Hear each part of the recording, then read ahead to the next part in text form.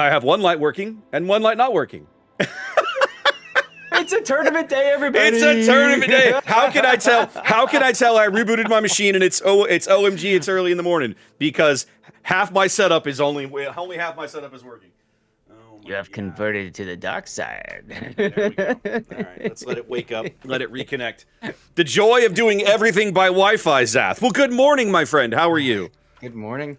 I am awake, marginally, and we are in the process of continuing to wake up. I had some very good dark hot chocolate this morning. That's my that's my wake up juice at this point. So you know, we'll see how well that works out for us. But I'm excited about a couple of things today, Raptor. How about you? Let me get back to you. It's too early, man. It's too early.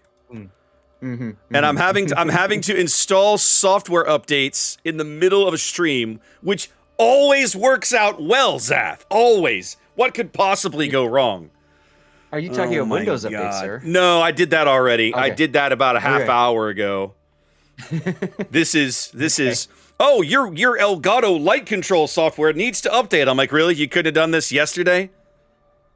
Oh, I just ignore that. Whatever. OMG. Half the time when you update something, you break it anyway, and then you have to go back and fix it. So I just don't bother with it. Now it's doing firmware updates. My favorite. My favorite, Zap. Please don't turn the unit off. Please do nothing. I'm certainly... If this thing better not want me to reboot my machine, because that is not happening. That is 100% not happening right now. Oh, thanks. Thanks. You're so helpful. You're so helpful. Oh, my God. I was going to say, in before power outage or something. Oh, my God. No, that was 2 days ago. We did that already. We did that already around here. Fair enough. National Weather Service did confirm that we had a proper EF1 on the ground. So, oh, wow. Yeah, not terribly far from the house. Okay. Which is good that Scary. I have light. Yes, it worked. Oh my God, that never happens. There be All light. right, let there be light. All right, so now I think I can finally get back into this mentally. Good morning, Zat. How's it going? Are we ready? Yes. Oh my ready, sir? Goodness gracious. I don't feel ready. I'm not going to lie. It's too early in the morning for this. It's too... Oh, crap. Go.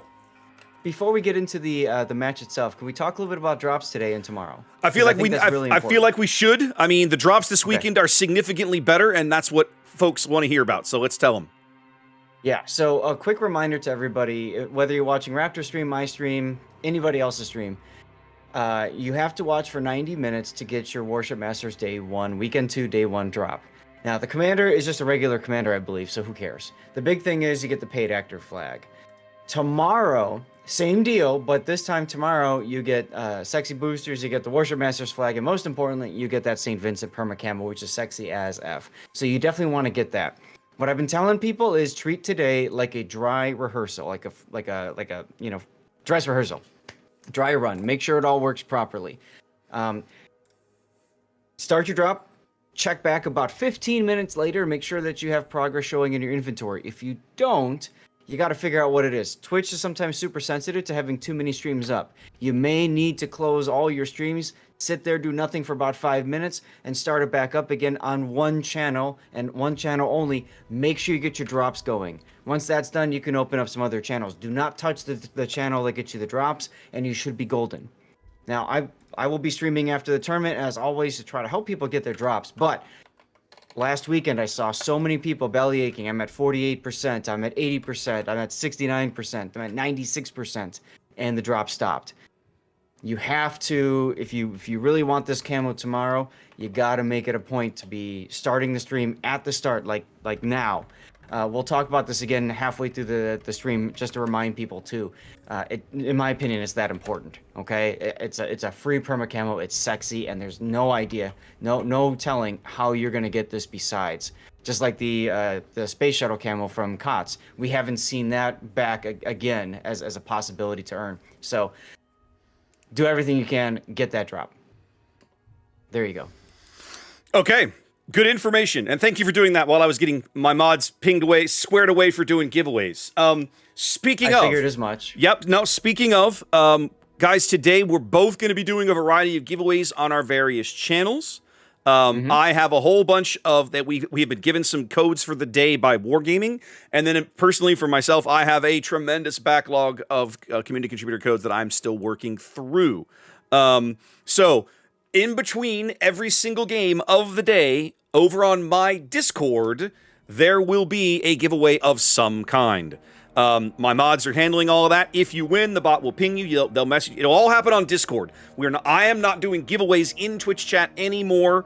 Everything has moved to Discord. So if you want to win some free stuff, follow the links on my channel, join the Discord, and that's where all the giveaways are going to be happening. Zath, what about you? So for me, I'm doing all my giveaways over on Twitch. It's just easier right now. I can, work with Puddin' and we can figure out the Discord thing ourselves at some other time. But for right now, we're trying to keep it simple. Keep it simple, stupid, right? That's the old moniker from World War II. So that's what we're doing. We're keeping it simple. We've got the giveaways going on my channel. I'm also streaming. Both of us are also streaming to YouTube, so keep that in mind. I always say you can dodge ad breaks that way. Have both YouTube channels up and running if you want, and that way if one or both of us forget and an ad break starts up, boom, you can catch it without missing any of the action. Both of us will do our best to run ad breaks in between games. The hard part is trying to manage all that while everything else is going on. By the way, Raptor, we are about to drop, sir. Goodness gracious, we're already going into game one. I'm not sure I'm ready for this, Zath. I'm not sure. I'm just all this work, and I don't know that I'm ready. Let's see how it goes. Yeah, let's do it. Woo! Now, let's see. I saw KSC's on the left, so I think we go reversed here. We are going reversed. Yes, sir. Yes, sir. Let me hit the button here, and then when I do that, why don't you take us in, talk to us, Zath, about the KSC lineup here as we spawn into Warrior's Path. All right, welcome everybody to day 3 of Warship Masters Invitational. We are working our way, I believe this is the losers bracket right now from last weekend. And you'll be seeing a few losers bracket games and a winners bracket game today. And then, of course, the tournament concludes tomorrow. So this is a best of 3 on Warrior's Path. KSC has Sate in a Holland. I need to turn on. Come on. There we go. There he is in the Holland. He's got unique upgrade. We saw that being used last weekend to great effect. In one case and not so great effect in another. Yeah. Curious George is in a Grozovoy. We've got Raiden Shogun in a Lushun. It's Blitz in a Venezia without the unique upgrade. Interesting. Same thing with Quicksilver. Another Venezia without unique upgrade. King Viper in a unique upgrade Hindenburg. Interesting choice. Okay. Finally Aegis Wings in a Petrie. Unique upgrade Hindenburg, right? It doesn't burn as much, doesn't flood as much. The rudder gets fixed pretty quick. But you lose out on concealment. It's meant to make the ship more survivable. In random play, my experience is it doesn't do a whole lot because they just shoot you with AP and dunk you. But in this format, Zath, right? Battleships are expensive. You can expect more. You're more likely to burn out. There probably is some value in that upgrade. I'll be curious to see how it works out for KSC. Opposing them on the south spawn in the red, ATFD. This is one of our, I'm going to get it wrong. I forget if it's China or Asia, Zath. Isn't this China? Asia. This is Asia. This is Asian team. All right, excellent. Fielding their own triple destroyer lineup, we're looking at Ride On Don't Swim's Regalo, Attilio Regalo going for max range. We're seeing more and more of this kind of build. I'm going to have to start looking into this one myself. I have been struggling mightily with Regalo of late. Backed up by Sayuki's Yu Yang. This is indeed a Radar Yang with, I won't say full torpedo build, but a heavy torpedo build on modules and not so much on the skills. Latest World's HMS Defense. We have Palmano's Venezia. Now, this Venezia is a unique upgrade, Zath. We'll talk about that in a moment. Also, Yoru's Reguloria. And then 2 ships headed over to A, Usagami's Clausewitz. Range and outnumbered, very clearly playing that ship on the outnumbered flank, and Yichu's Trump running the Dazzle there. Yeah, and going for maximum Dutch oven with the that upgrade in slot 4. Indeed. All right, so you wanted to talk about the Venezia upgrade, sir? Yes, refresh my memory, Zath. What does unique upgrade do for Venezia? Unique upgrade gives you, it basically allows you to smoke much quicker. It gives you an extra charge, if I remember correct, and it also increases the cooldown speed, so you can spam it more frequently. Okay. I'll double check on the exact wording for you in just a moment. Okay, that's fine. It's not that critical. Go ahead. One thing I want to point out too is latest world's defense. I don't know if you noticed, he's got Pack-a-Punch on his defense. And remember, that ship's got the funny British torpedo, right? That you know, just kind of meanders into eventually settles on a direction. Yeah. And does so much damage. So now he does what, 20% more damage with that stupid funny torpedo? Oh, did he take he took the skill that buffed it? Yes, he did. Mm-hmm. Yes, he did. As you see him there trying those torpedoes off his port side. Yep, and his secondaries also reach a little bit farther up, but you don't take that for secondaries in the defense. So yeah, the Venezia a unique upgrade, 2 additional exhaust smoke generator charges. 2, not 1. Apologies. Reduces exhaust smoke generator consumable cooldown time from 180 seconds to 81 seconds, which of course gets further reduced if you've got the consumable specialist, which he does not have.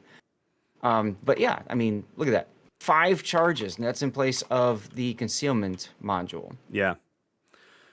Well, speaking of concealment, the Regulo, that's right on, already starting to work in on Quicksilver's Venezia, using Sayuki here as a spotter.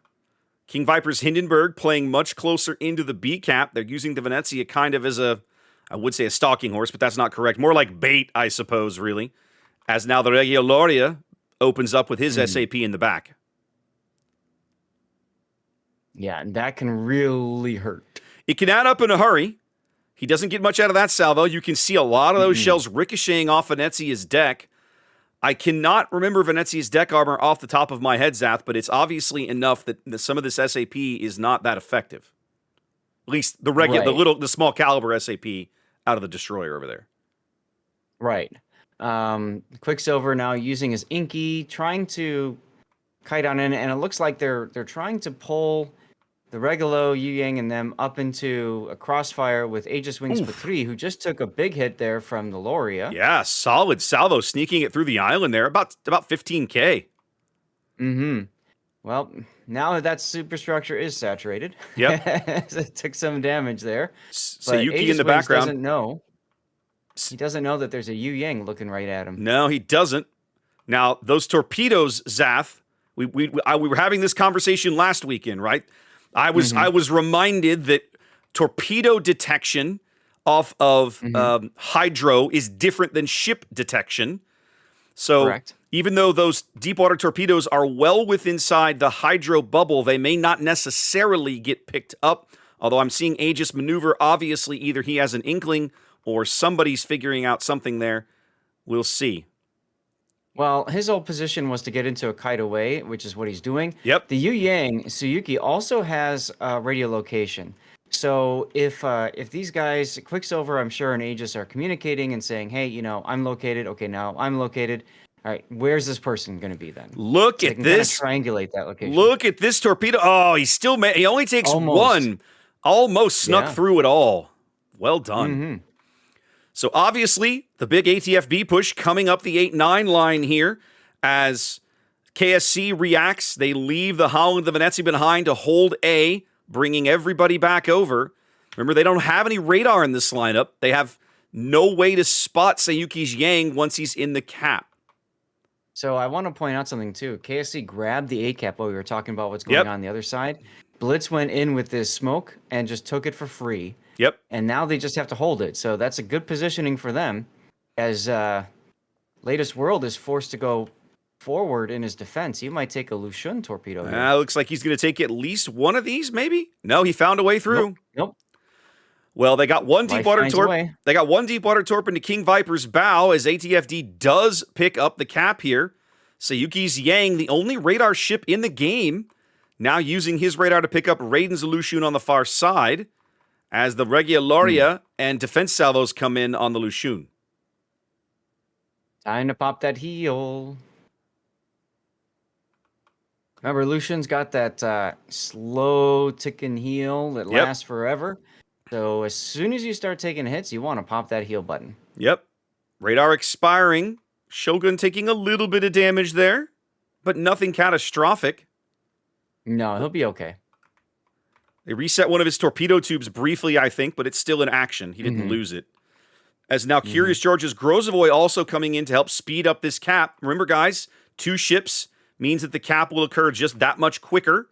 So they're trying to speed that up as the Trump, look at the balls on Yichu's Trump trying to make a play here for A. Yep, I'd already moved on over to this side as we saw the A cap starting to get flipped. Venezia leaving the area though. Blitz isn't. He's okay, but he's got 40 seconds till his next heal, so he's got to just kind of try to weather the storm a little bit. Well, they're going to lose this cap, Zath. It feels like they've backed off a little too far. Venezia versus Clausewitz. Oh, my goodness sake, getting hammered by the Clausewitz HE. Dunked by the bombs. Still on fire. He might go out right here. He is going to go out, Zath. They're going to get him. He's going to burn out. 2 big kills for ATFD. At the same time, they finally whittle down Quicksilver on the other side of the map. So KSC reacting well to the push up the 8-9 line, but maybe overextending a hair trying to defend A, not able to make it work. One of the hardest things with playing that Holland, because the unique upgrade does enhance your ability to heal. It's easy to say, okay, well, I can take more hits than I would normally want to take. And I think that's probably what happened to that Holland right there. Yeah. He got in the gun. He got into the gunfight with the Trump and was actually winning at one point, but it felt like Ix wasn't able to support him quite as well as he might have liked from behind that island, and I think ATFT took advantage of it. Yeah, as soon as Blitz went behind the island, the Clausewitz was able to finish the deal. So the Holland gets increased HP recovery efficiency from 50% to 75%. So his heal is 25% better. Essentially, or actually, well, technically 50% better, right? You're going from 50 to 75. That's a 25% bump. And then the ship's maximum speed is 8%, is increased by 8%, while the engine boost is active, and all consumables gain additional charge. So yeah, you're taking that for longevity on the battle, and you're taking that to heal just a lot more than you normally would. I gotta say, Zath, if I am Tigers Hindenburg, I am not very comfortable. Vipers Hindenburg over there, I'm not comfortable. I mean, he just got smashed again, but that defense just stalking him there with 65,000 hit points and those crazy torpedoes, like, ugh. The last thing that you want to do with the Hindenburg is put it in a place where it gets stuck. And that's what they've done with the Hindenburg. I mean, I understand the idea of he can hydro around the island at 6 kilometers. That's cool. They know where the defense is. Yeah. That hasn't had an impact on this game. As a matter of fact, the defense still killed the Venezia despite that knowledge. So the problem with the Hindenburg being there is he's just going to get whittled down and killed over time. Speaking of Venezia, have a look at Ix. I'm watching him. Having to push into the A cap to slow the timer down. We were getting very dangerously close to an ATFD win, and now he's basically having to just sit in here and hope the Clausewitz doesn't murder him. But that's going to happen here and briefly as his heal is about to he's also almost his last heal. He does get good damage in there, though. Yeah, but now that the Trump is going to get on this as well. Sap does good things against, Clausewitz and Hindenburg. And there it goes. It's just not enough.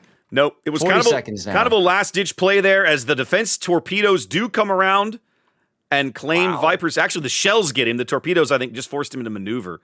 Oh, my goodness. Did you see that, Zath? At the very end? I saw that. They just nuked the defense. Was that the Patrie? That was the Patrie, yes. A little too late for that time extension. Yeah. For that. And so, feels like... unfortunately... Go ahead. Go. No, go ahead. Finish your thought. Unfortunately for KSC, it's too little too late, and that's the end of game 1. Yeah, I was going to say, it feels like maybe they made the decision to push the defense a little too late, but really, really tight play from ATFD there, Zaf. There's a part of me that looks at that lineup that they ran, right? The Trump and the Clausewitz, right, on the A flank, and thinks these guys almost, you plan for the other team to react. You know they're going to see the push. You know they're going to be forced to react to what you're doing. And then these two guys left behind on this flank are able to do amazing things, and they did. Right? That was. I wish I should have spent more time over there watching, Zath, because it feels like they just did a really good job of coordinating getting the Holland off the board, and that was a huge kill for them. Oh, absolutely. Like I said, the deal breaker was when the Venezia was forced behind the island. When that happened, both guns on the Holland was on fire, unable to go dark, just took punishment after punishment after punishment, gone. So, very good play by both teams. ATFD outplaying the pair on that kite side for both teams. It is what it is. And just a reminder, this is technically losers bracket 2.4 is what we are looking at. Yep, technically we are in the losers bracket. The teams in this part of the bracket either did not seed high enough on day 1 or fell into this portion of the bracket on day 2 by losing a match. So, teams in this portion of the bracket do have the opportunity to fight their way back and play in the grand finals at the end of the event, but it's a very long road between here and there. Yeah, so just so you all are aware of kind of what we have chosen for you all to watch today, we are starting with 2.4 losers bracket, ATFD versus KSC, sorry. Whoever wins this and whoever wins 2.3 will advance to losers bracket 3.2, which Warships Main and a few other streamers have signed up for. Raptor and I chose to try not to follow them this time around, so we are going to bring you losers bracket 3.1, which will be Resin RSTC, the winner of that, and JNMJ and them, the winner of that. That's what we picked, isn't it? Yes. No, you're 100% right. No, you're right. I'm just nodding along. We like you said, we specifically went out of our way today to avoid the main cast, so we're not overlapping with them and their 8 cameras, eating up a bunch of slots. Right. Wargaming did. Right. If you guys were here last Sunday, we didn't really have this problem on Saturday, but we did on Sunday. You'll recall that we had some issues packing everybody into certain games, right? We're at a stage of the tournament where there can be basically any given round, there's no more than 4 games running, right? Yes. And sometimes, as you get later in a round, there's only maybe 1 game running. Literally, if you've got 4 matches and 3 of them go 2-0 and only 1 of them goes to game 3, everybody piles into the match that is still being played, of course. Correct. Now... Go ahead. And I was going to say, so last weekend with only 20 spectator slots, it was a congestion problem. Wargaming has hopefully corrected it this weekend. We have double that number of slots, so it shouldn't be a problem, but we'll keep an eye on it. Go ahead. So after we cover losers bracket 3.1, you'll note that there are 3 matches going on concurrently. TWA versus Rain in the winners bracket final. Warships Main and many other people have signed up for that. ELSR versus whoever wins 3.1, the one that we're covering, and that's where we're going to move on to. We're going to bring you losers bracket 4.1, and then TSYMQ versus whoever wins 3.2. All 3 of these matches will be occurring at the exact same time. With all due respect to Rain and TWA, Raptor and I both kind of felt like we're going to see them on day 4. Know how that's going to end up, and exactly, we're going to see them again anyways. You're going to see them tomorrow, guys. So we're like, you know what? Let's do other things today, and then we'll get a good look at Rain and TWA tomorrow with everybody else. Right. Plus, a lot of times when there's the official cast, there's delays because they're trying to finish up what they need to finish before they allow the game to drop. So that also means there's a good chance that Raptor and I will bring you an extra game after our scheduled matches, and that could be TWA versus Rain, could be TSYMQ. We'll have to see. So, be prepared. Now, ATFD. One of the reasons I picked ATFD for this, Raptor, I don't know if you know anything about the teams. We mostly know the NA teams, right? Mm-hmm. But the team ATFD, I noticed has a Singaporean flag in it, which is kind of exciting for me because my mom was from Singapore. So. Right. We talked about that briefly last week, I think. Yeah. So I'm trying to find it on the page, but still on my list of awesome places that I want to visit. Mm-hmm. Haven't been down to that part of the world just yet. Yeah, no, it's definitely worth checking out if you get a chance. Now, one thing we may want to highlight, Zath, is I'm looking at the point screen here. Okay, one of the things, if you're coming into today's event and you haven't watched previous days, you might be a little confused as to why some of these teams are fielding the lineups they are.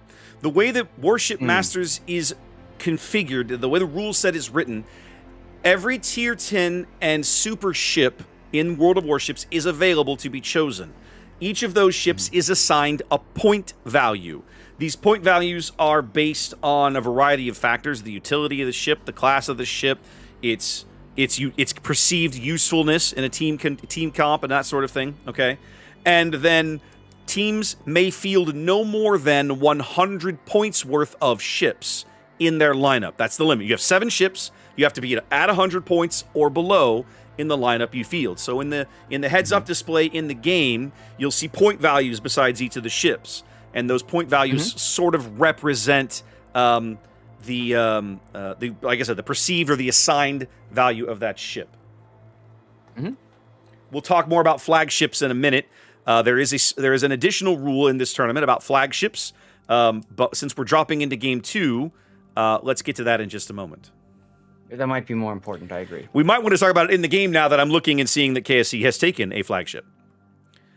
Again, they took a Petrie last game. They took a Petrie last game. In this game, we're looking at Hatake in an Annapolis. So, Zath, like you did before, have a look at KSC's lineup. Let's talk. What do they got? All right, so we already talked about the Annapolis. We've got King Viper in the Hindenburg again. Raiden and Lu Shun once more. This time we see Curious George in an L-Bonk. With unique upgrade. Quicksilver in a Jinan range and torpedo build. Kari is now in a Howden Lu, and Aegis Wings is in the Steadfast Des Moines with unique upgrade. Howden Lu with unique upgrade as well. Fully optimized to Dutch oven, all the things. Raptor, what do we have to the south for ATFD? ATFD coming into this game up a point, claiming game 1 on Warrior's Path, looking to seal the deal here on Hotspot. Fielding a 2-destroyer lineup, just like their opponents. Sayuki's Lushun here. Reload and Dazzle. Then you've got Yichu's Yu Yang. We saw this was used to good effect last game, although this time he's no radar on this ship. Going for the torpedo reload build. I like that. Not quite maximum torpedo reload build, but pretty damn close. We're seeing 5 cruisers, of course. Let's start with Yoru's Brisbane. We've seen a little bit of Brisbane, but this is the single most expensive ship in the ATFD lineup because of the HE and the 12-kilometer radar, and this is a full torpedo build Brisbane. We're looking at... it's almost as expensive as the Annapolis, the super ship that KSC brought. It is indeed. Same as Usagami's Clausewitz here. Again, looking at reload and outnumbered, so expecting to play that flank all by himself, or certainly on a receiving end of a push side. Right on in a Goliath this time. Reload, not range. Probably makes sense given where it looks like they're going to position the ship. Palmono's Venezia, again running unique upgrade, not be able to achieve max concealment, playing well back of his friends here. And then all the way up forward here, Latest World and a unique upgrade, Howden Liu. Cool. So we're going to have 2 Dutch ovenings on either side, just the whole game. Teams breaking up into a 5-2 element from the south, and then it looks like we've got kind of a 3-4 split here that I'm seeing from KSC. Something along these lines. Yes. Looks like they've put the Howden on the western side for now. This cap layout is very different. Very different. This is Shatter with 3-cap Shatter. I'm not used to this. The other thing is that KSC has brought 2 radars, and ATFD only having the 1. They're popping their first Brisbane radar, and are now able to see Shogun's Lushun locked in here behind this island. Knowing he's there, knowing they can't do anything about it, knowing they're going to surrender this cap. Yep. You can see the Annapolis. That's Latest World locked up on the Lushun Hydro. excuse me, I said Annapolis. I think I meant Howden Liu. Anyway, Hatake's Annapolis, though, back here trying to start farming him out with that high rate of fire. Howden Liu definitely a risk in this position. Yep, and he's continuing to get Dutch oven from the other Howden Liu. Well, and Raiden's Lucian going to get that too. But latest already down to half HP and burning here. Remember Howden Liu, because it's designated a large cruiser, it burns longer than a standard cruiser does. There's no fire prevention anymore, so it can burn in 4 locations at once. So what KSC is trying to do is to get the Howden to DCP. Once that happens, they're going to try to get him on sticky fire. There's the DCP. Yep. The Howden Liu is a huge threat in this position. We got an AP salvo coming in from the Des Moines. They've pushed him back just far enough. Not able to quite get it in there. Excuse me, I said Des Moines. It's the Hindi and the Des Moines. Mm-hmm. They're hitting the rear. Yeah, they're struggling a bit with that island lead. But latest has the next heal up and running already. So good job on using the heal there, but it's only a matter of time for him. I'm surprised the Elbing Curious George isn't trying for fire since they know that latest just DCP'd.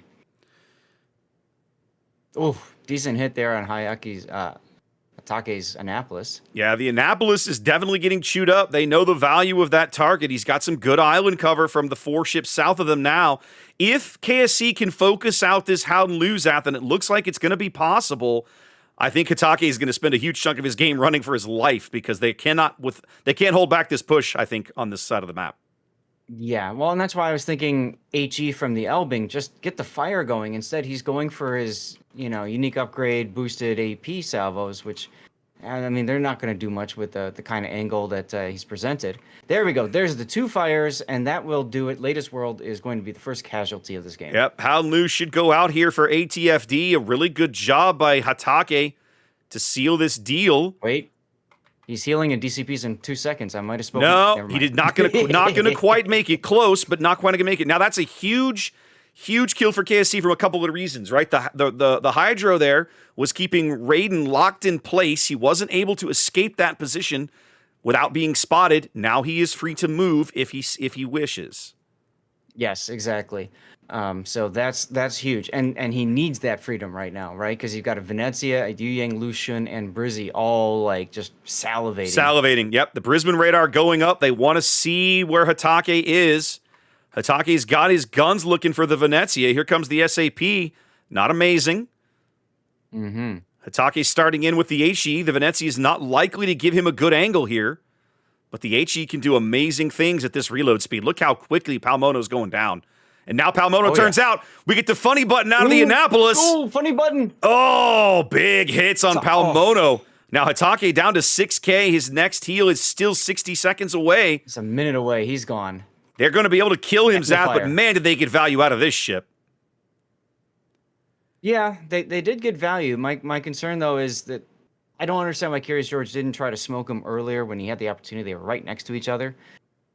And, I'm concerned that as soon as Hatake goes down, there it goes. Now Curious George is kind of stuck. Well, the Venezia is going to go out here in a moment. It's 100% going to happen. It's a question of how much health George has to give up to make this play. The answer is a bit, for sure.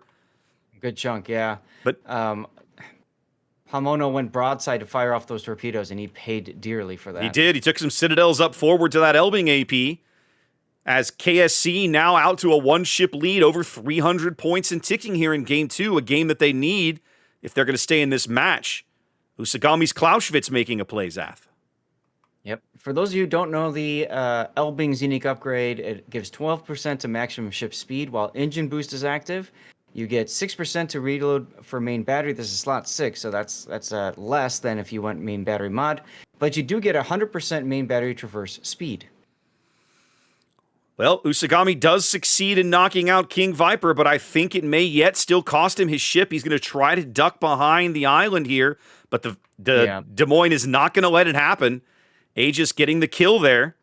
Torpedoes coming in on Aegis. He's going to take probably at least 2 of these. Yep. He'll take 2. But he is dark again, able to recover some of that HP. Meanwhile, we haven't been talking much about the 9-10 line area, and we've got Ride On, Don't Swim's Goliath dealing with Quicksilver's Janan. kind of feel like that's, that untold story of the battle is those two just kind of, we exist. It is a very odd duel over here, Zath. I mean, Quicksilver basically just trying to make sure that he doesn't get slapped off the board by the Goliath and to just kind of hold him in place. Now, ATFD has made a push here. They've moved in directly into A and capped it. They're trying to collect this kill on Aegis as he's in a duel with the Lushun.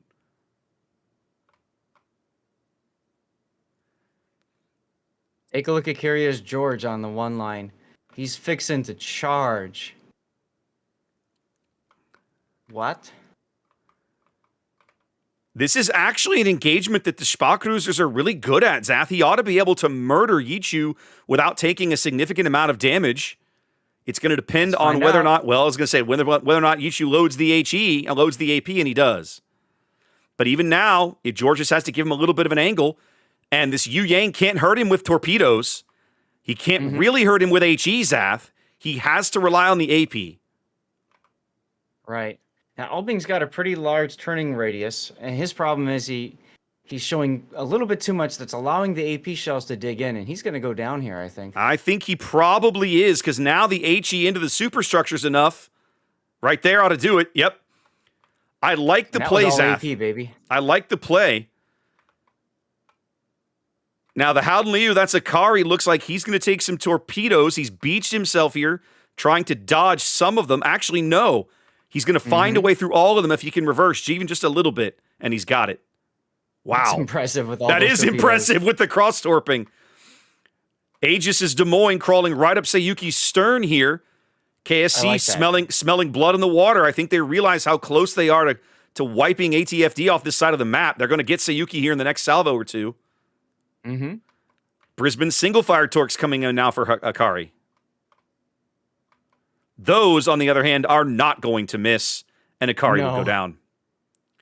And we're tied up shipwise. Still tied on ships as Aegis comes around the corner with the AP in the barrel. He has to be salivating, looking for this shot, Zath, and that's why. And that's exactly why, and that salvo is gonna seal this game. Yeah. And that means we go to a game 3. I cannot see a way that ATFD is going to get back into the A-cap now, not with a mostly dead Yu Yang on the one line. The Goliath Jinan duel is not going to go anywhere. I'm surprised that they're not sending Raiden to just go murderize the Yu Yang. He's almost full health. He's got a heal at the ready. He's got ready a location. He knows where the Yu Yang is. The one thing, Zath, that if I had to present first of all, I think KSC played a really, really good game. I think they reacted very well to what was happening to them, and they realized that ATFD was, once they pushed into A, they just collapsed the Des Moines back into mid and used that, and Aegis played that engagement almost perfectly. If I had to offer mild criticism, I feel like Raiden in the late game played too far off the cap. Agreed.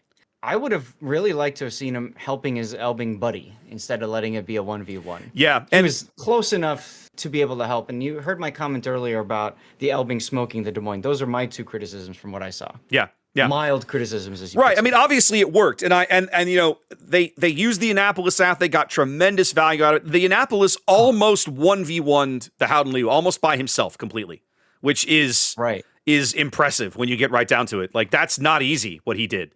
And so huge props to both the American cruiser players here on KSC. Feels like that's really what sealed this deal. When in doubt, just use Des Moines. I mean, it works in King of the Sea. There's no reason it shouldn't work here in Warship Masters. That's correct. What does the game need, Zath? Look, if you're having a bad game, just add more Murica, and that usually will make you happier. Murica. F yeah. Time ticking away.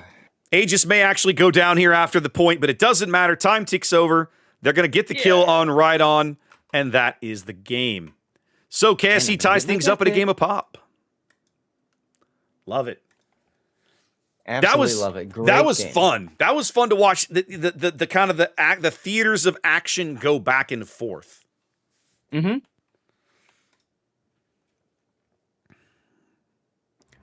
All right. Well, we're headed to game 3 in just a little bit as we head over to Hotspot.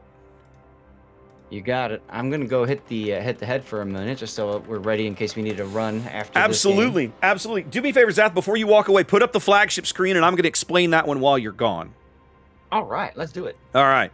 So, we talked earlier, guys, about the point values on the ships, right?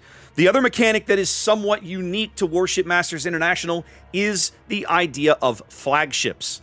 If you look at the text here on the screen over my left shoulder, what is happening is that there are a handful of ships on the list we looked at earlier, and I'll put it up again in a minute, that are designated as flagships. They still have a point value like every other ship, but over the course of the tournament, each of those ships can only be used twice. That's it. That's it. After that, you've got to plug something else into that lineup. And I think the acknowledgement here is that these are exceptionally strong, exceptionally powerful ships. And if you want to be using them, you should be using them in, I won't say extreme cases, but in cases where, you really want to win, you're really looking for that extra oomph to get you over the top, that kind of thing. So I'm going to put the point screen up real briefly on my stream so you can see them. The ships there highlighted in gray. That's 5 cruisers, 1 destroyer, and 2 battleships. Those are flagships. In our HUD, in our display, when we're showing you guys the game, those ships have a different colored health bar to make them very easy to pick out. There is actually a tracker available to us as the caster team that we can see which teams have taken which flagships and how frequently. And I'm actually going to go pull that up because there we go. I actually wanted to look at that. Yep. By the way, it is in the link collection, so if you pull the link collection up, you can find that as well. Okay, no worries. For example, for viewers. Yep. So, for example, that last game we just watched was KSC's second use of Annapolis. So, no matter how many more games they play in the rest of the event, KSC can no longer field Annapolis the entire rest of the tournament. They used her twice. That's all you get. Correct. They also can't use the Conde anymore. They're done with that. Which they have already used twice to get to this point in the tournament. Correct. Now, by comparison, ATFD has used Annapolis and Conde only once, and they've used Vermont both times already. So they have more options at their disposal. Indeed. Which they're going to need because this is Game 3. I'm looking to see if there are any teams. There is one team left in the event, Zap, that has not used a flagship even once. Do you see them on the list? Yep, I see them on the list. Them, that's right. The old guys from that's Lair, right? The old Russian guys that moved over to the EU when the RU server. Yeah, Lair. So they're WND. We saw them too. Is their name? Yep, they're the only team that has not used any kind of flagship whatsoever. Everybody else has done at least a little dabbling in that department. Now, this is a change from previous iterations of the event, right? Where you could take a flagship until it was sunk. Once the flagship was lost, you could no longer take it. You could no longer field it in future battles. And it kind of incentivized teams to save the really good flagships until later stages of the event. Now it doesn't matter whether the ship lives or dies. You can only field it twice. I like the change. I like how they include some regular ships as well as super ships that, quite frankly, we all know are very popular. Yeah. Because they perform quite well. And so this is a very nice way to balance out the tournament and force teams to come up with multiple different compositions. If you're going to slot in an Annapolis, you can only plan on doing that twice. You're going to have to find something else and then go back to the points and figure out a comp that way. So it adds a lot of complexity to the situation. And timing is everything. Like I made the comment, ATFD, this is Game 3 for both teams. Both teams need to bring their best lineup they can field to this game because whoever loses is out of the tournament. That's right. We are in the losers bracket now. Any teams that lose down here are eliminated. So this is going to be a do or die for both of these teams as we head to Game 3. Now, we haven't talked about the prizes at all much. I don't know if that's a scene for us. It's not. But they do. There is a page for prizes. It's just some doubloons and boosters. So yay, you get a captain too. I thought there was cash in this event, Seth. Are you sure? Well, at least I'm looking at the prizes list right now. I can go to the page and see if they list out the prizes for the players. So the players. You're right. Yes, so there is cash. There is a $10,000 USD cash prize pool for this event. First place getting $6,000 $1,800 for second, $1,400 for third, and $800 for fourth. Got it. So that's on top of the prizes page that they have listed on their link collection as well. Yep. Okay. Not too shabby. Ooh, Zath. I'm looking at that T-shirt too. They got a nice looking T-shirt. I have to go buy one of those. To look at that one. I like the Warship. I like the Warship Masters logo. Right. Me too. I've always liked this particular shade of blue and the gold. Like I like the logo they chose for this event. It looks really, really nice. It comes together well. Since we're looking at the page we're talking about, just a reminder, check in on your drops if you haven't already done so. Remember, the drops today aren't as important. The drops tomorrow are very important. I'm seeing a lot of people saying, I'm not getting drops, I'm getting drops, blah, blah, blah. I personally am at 68% of an hour and a half. I started watching my own channel, about 5 or 10 minutes into the stream. So just make sure you're getting progress on your drops. And again, this is not for today. This is for tomorrow to make sure you get your St. Vincent camo. Friendly reminder, though, by the time you hear it, because you're 5 minutes in the past, the giveaway will probably have ended. But on my channel, in between games, we're doing giveaways over on my Discord. So please click the link, come on over, help yourself to some of Wargaming's free loot. It does me no good. I want to be rid of it. The best thing about being a CCL is that we get to give away Wargaming stuff. We get to give out free stuff to the masses, to all of you, as a way of saying thanks for tuning in. And nothing makes us happier than when we give away a CC container and you draw a ship. I mean, that's what it's all about. That's so the good stuff. Absolutely, get in the giveaways. Get in Raptors giveaways. I've got giveaways going as well on my channel. Get into both if you want. Exclamation point ticket over on my side on Twitch. And our mods are pulling at the end of each of the matchups. And as long as you've been active in chat recently enough, Puddin will find you. He will find you. That's right. And he will give you free stuff. One more apology I think I have to make to my chat. I had not gotten an ad roll off after the last game, so there might have been an ad that played in the previous game. I apologize. I'll fix that going forward. I just remembered I needed to be doing that, so... It's early, guys. Is it 9 a.m. yet? It's not 9 a.m. yet here, so just cut us a little bit of slack this early, okay? I apologize.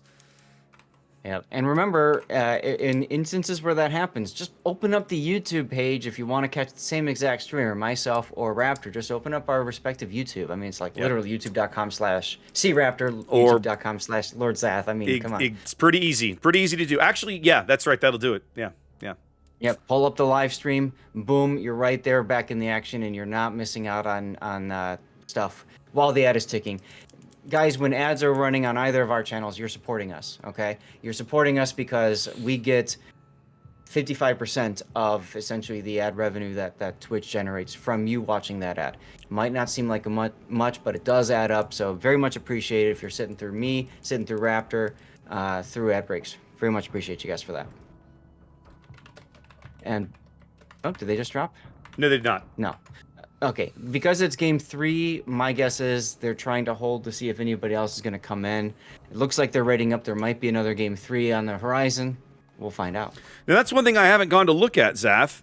Let's have a quick peek. I'm gonna refresh the TTV overlay here and see. It's all 1-0s. I haven't seen any updates yet besides that. Okay. All right, then. I know. I've been looking. I'm like, where's something to talk about? You know? Super not helpful, is it? Well, they went ahead and dropped, so I guess we are going on. Let's hit the button here. Let's go back to this screen.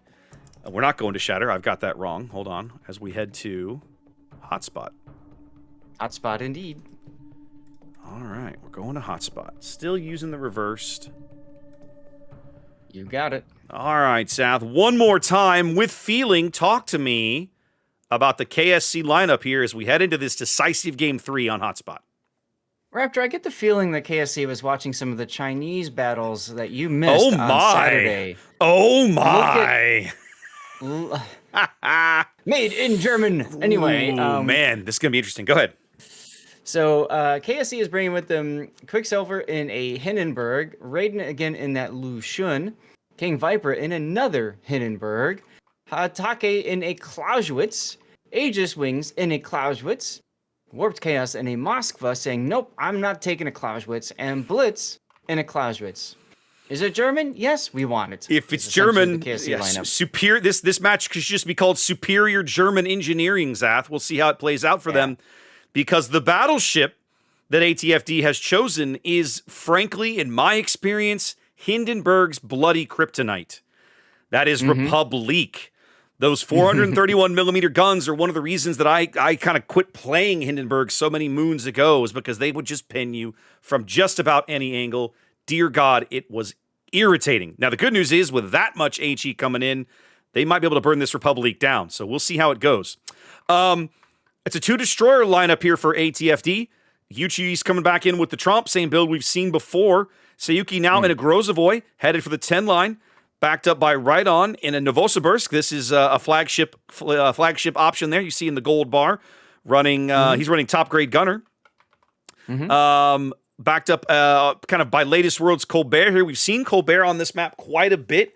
This is a range Colbert, not a reload Colbert. So latest world looking to arc all the shells over all of the things. Headed mid, we've got Palmono's Howden Liu, unique upgrade. We saw that earlier. We looked at the Trump. Yordu's defense, looks like he and the Trump have been designated to play Bravo cap duty, and the Republique, we mentioned earlier, Usagami going to hang mid. Now this Usagami's got heavy AP and fire prevention, Zath. So, man, if I'm a German cruiser, I'm not excited to see that ship on the opposing lineup. No. So he's definitely taking all the I don't wish to burn, thank you very much. Yeah. His first salvo going in on the Moskva, which is well spotted here, diving the cap, getting some good damage there.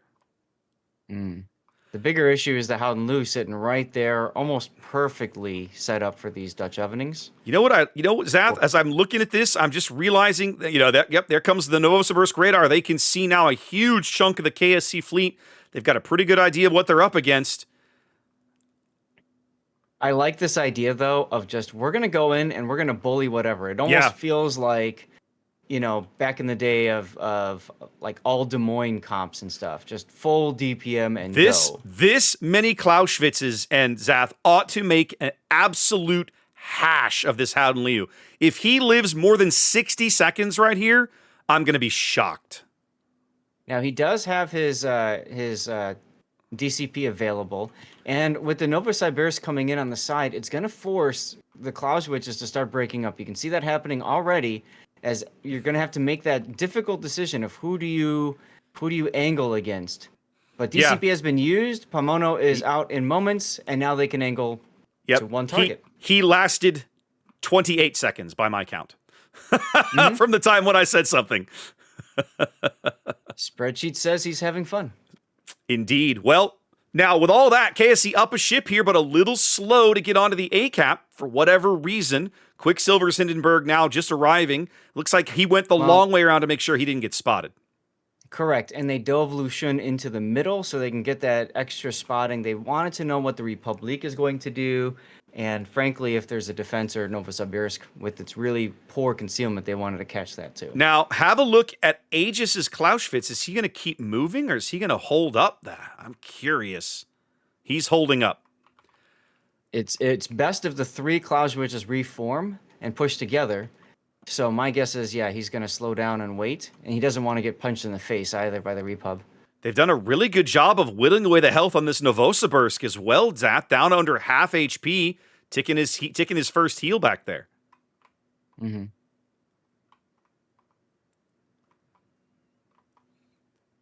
Now, Hiyoshi's Clausewitz does not seem interested in reforming with his teammates. I think, Zath, maybe they're thinking about pincering the Novosibirsk here? 2 to the south, 1 to the north? They could. I don't like it. I don't like it either. That's why I'm on one. But I don't know.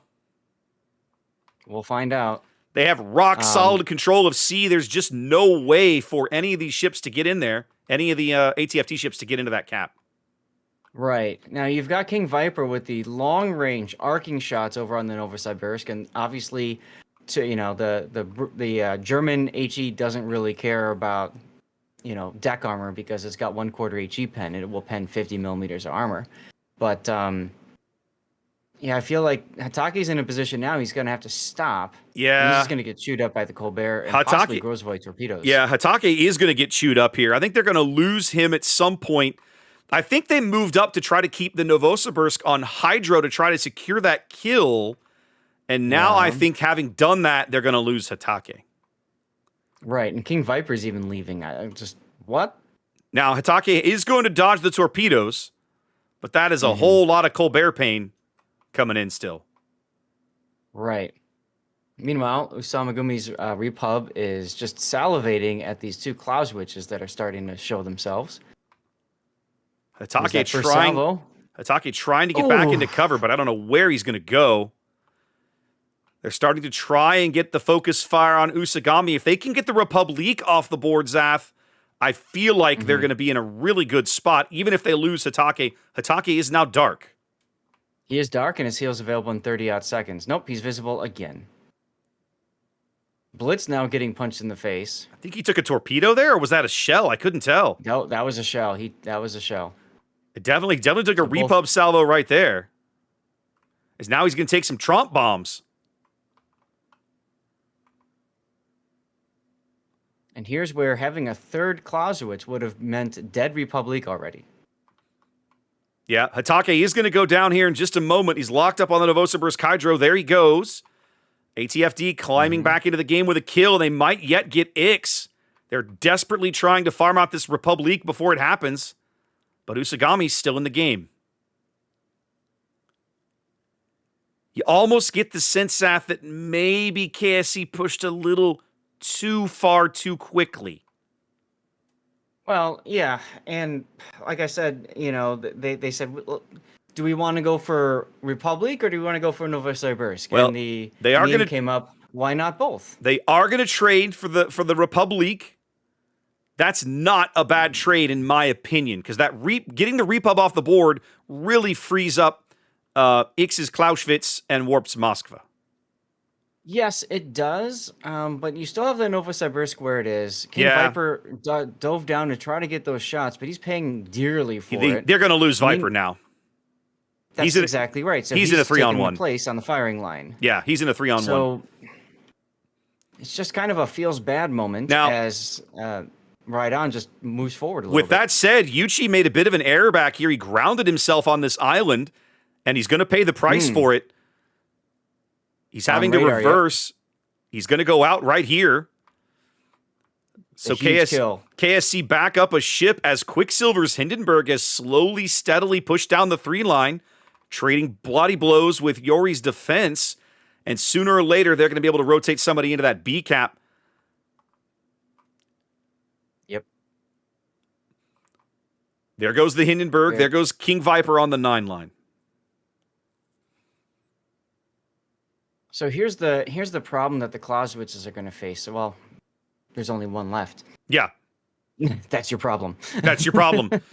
Although, admittedly, I still feel like they've traded this very well. KSC is still in the driver's seat of this match, Seth, right? The health pools are still fairly even. The entirety of ATFD's health is basically on the 9 line. If you're Yori's defense, you're looking to trade. If he can take Quicksilver with him, that is a good trade for ATFD. I think he might actually do it. Oh, double fire. No, the engine is out. Maybe? Those aren't burning. No, it was healing. Those are fires. Those are double but fires. his heel was keeping up with it. And so now the inability, man, it was close, but KSC is going to own all the caps here in a moment. That's going to be tough. Warp Chaos now pushing around with the Moskva. I like Blitz it. Is still by himself. He's going to take a 3-on-1 now.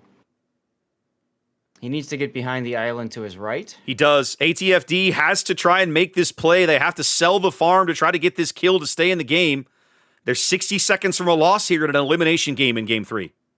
Now, the problem is, he's going to get behind the island, and that leaves Raiden Shogun all by himself in the Lucian. Yeah, and Raiden has already happened to him. Well, Raiden is going to get some hug cover here as well. They don't even have visibility on him anymore. Right. Ix now trapped in the middle of the map. I think they're going to get this kill too, Zath.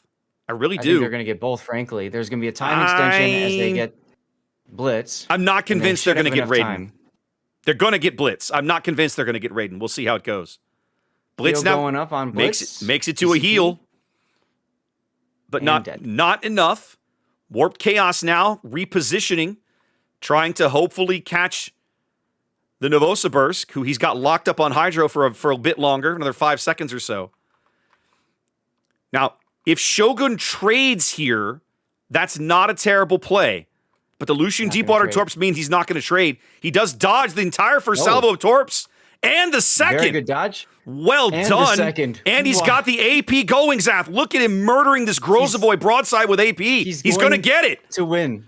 Wow. Wow. Wow. That's amazing. Brilliant play from Raid there. I'm not even sure the grounding was intentional, but damn, did it work out.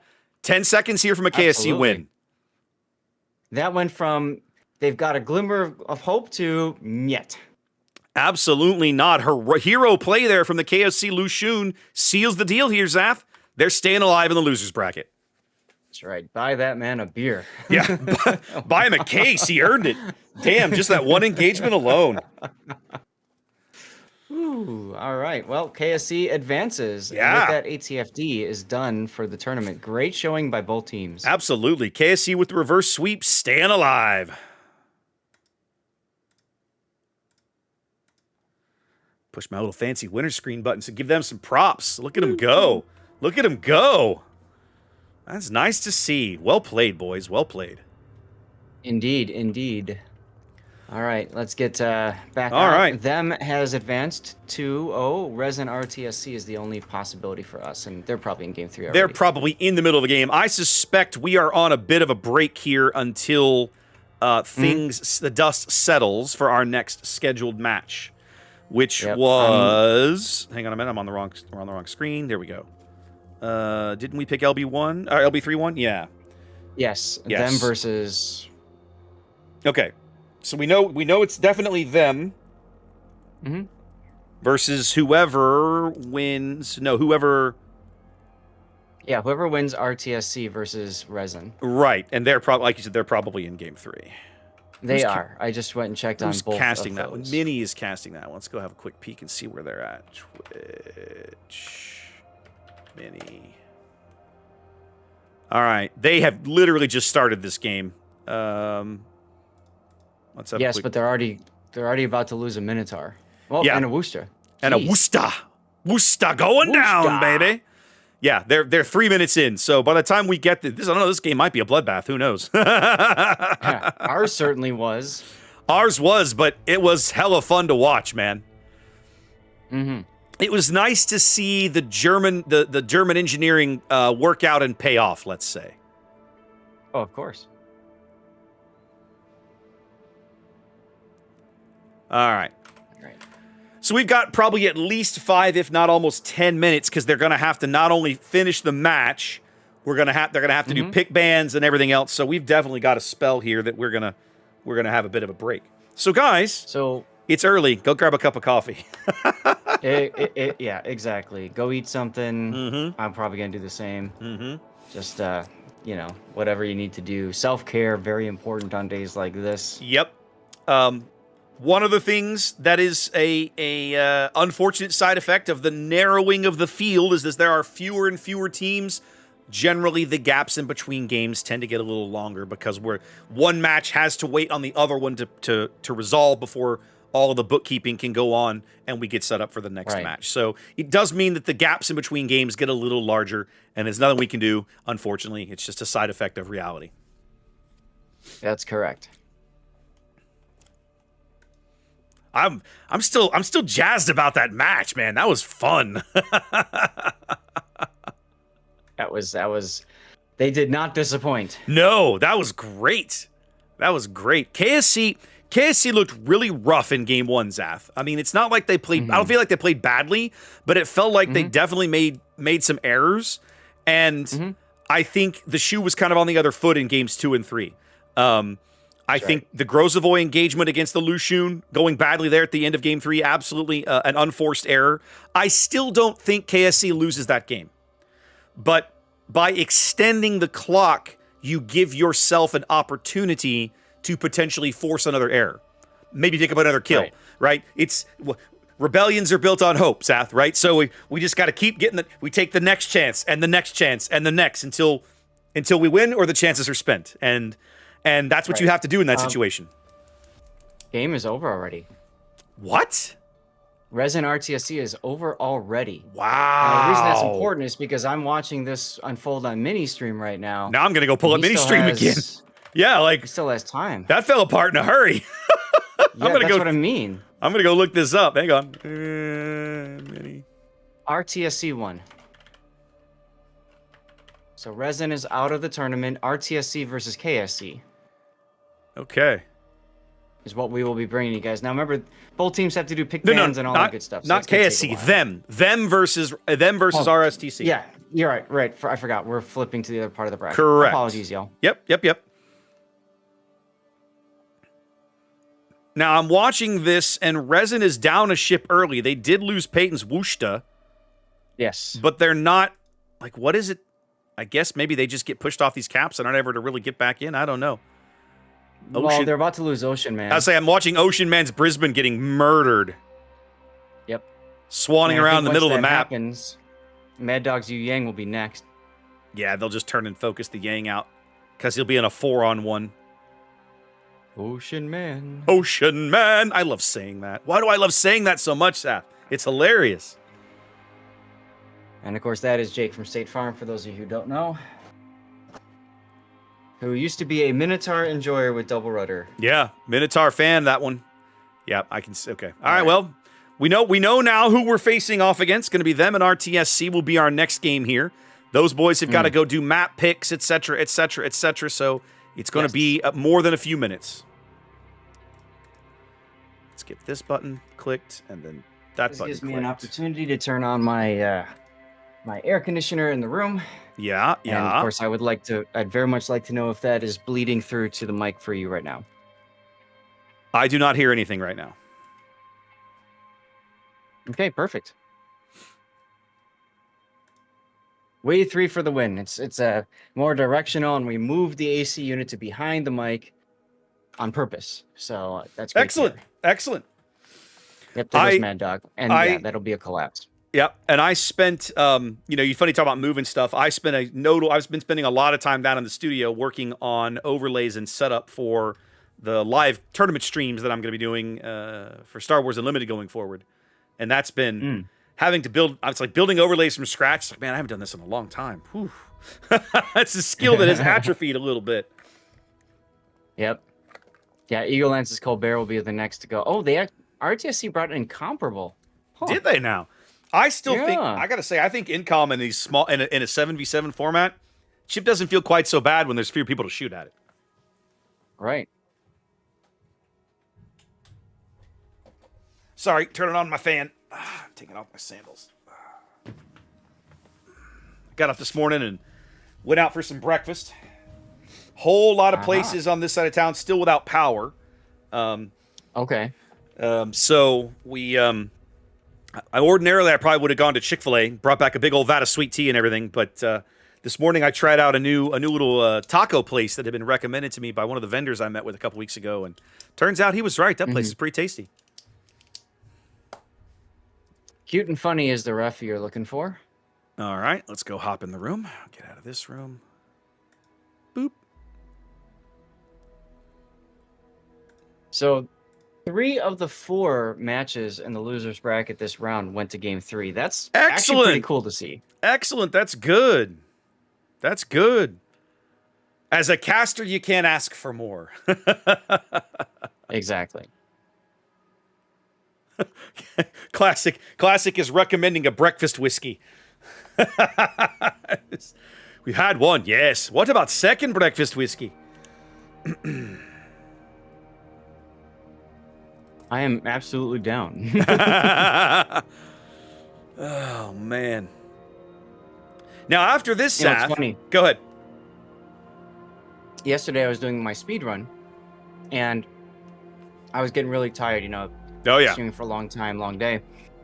And I'm like, guys, you want me to switch to dirty water, which is my, right now I've got old-fashioned mix. And Quentin's like, no, you got to get up early tomorrow. I said, yeah, but you don't understand.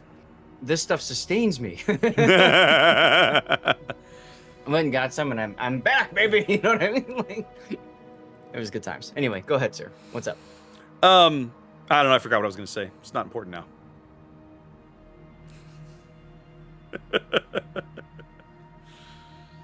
I'm watching them do map pick bans, so that's coming along. The room is available, but I suspect we won't start seeing players. My suspicion is we won't start this for at least another 10 minutes. That's a guess, but I think that's probably about right. Yeah, I would think so too. Yep. So again, guys, if you want to break, get up, stretch your legs, hit the head, grab you a cup of coffee or glass of whiskey, as Classic was talking about. Hey, get you some Irish coffee, maybe. You've got challenge accepted. Yeah, that's right. You've got plenty of time. No rush. Of course, while you're watching, while you're tuned in to our smiling faces, and even though there's nothing happening, you're still working on your drops, guys. So don't change the channel.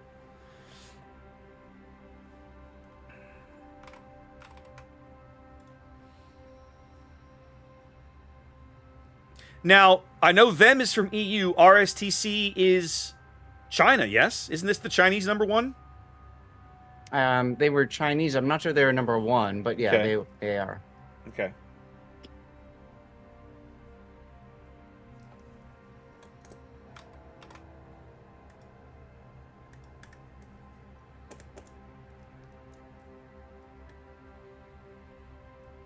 Let's see. No, I apologize. RTSC, They're Asia. I believe, is actually Asia. Yeah. Okay. All right.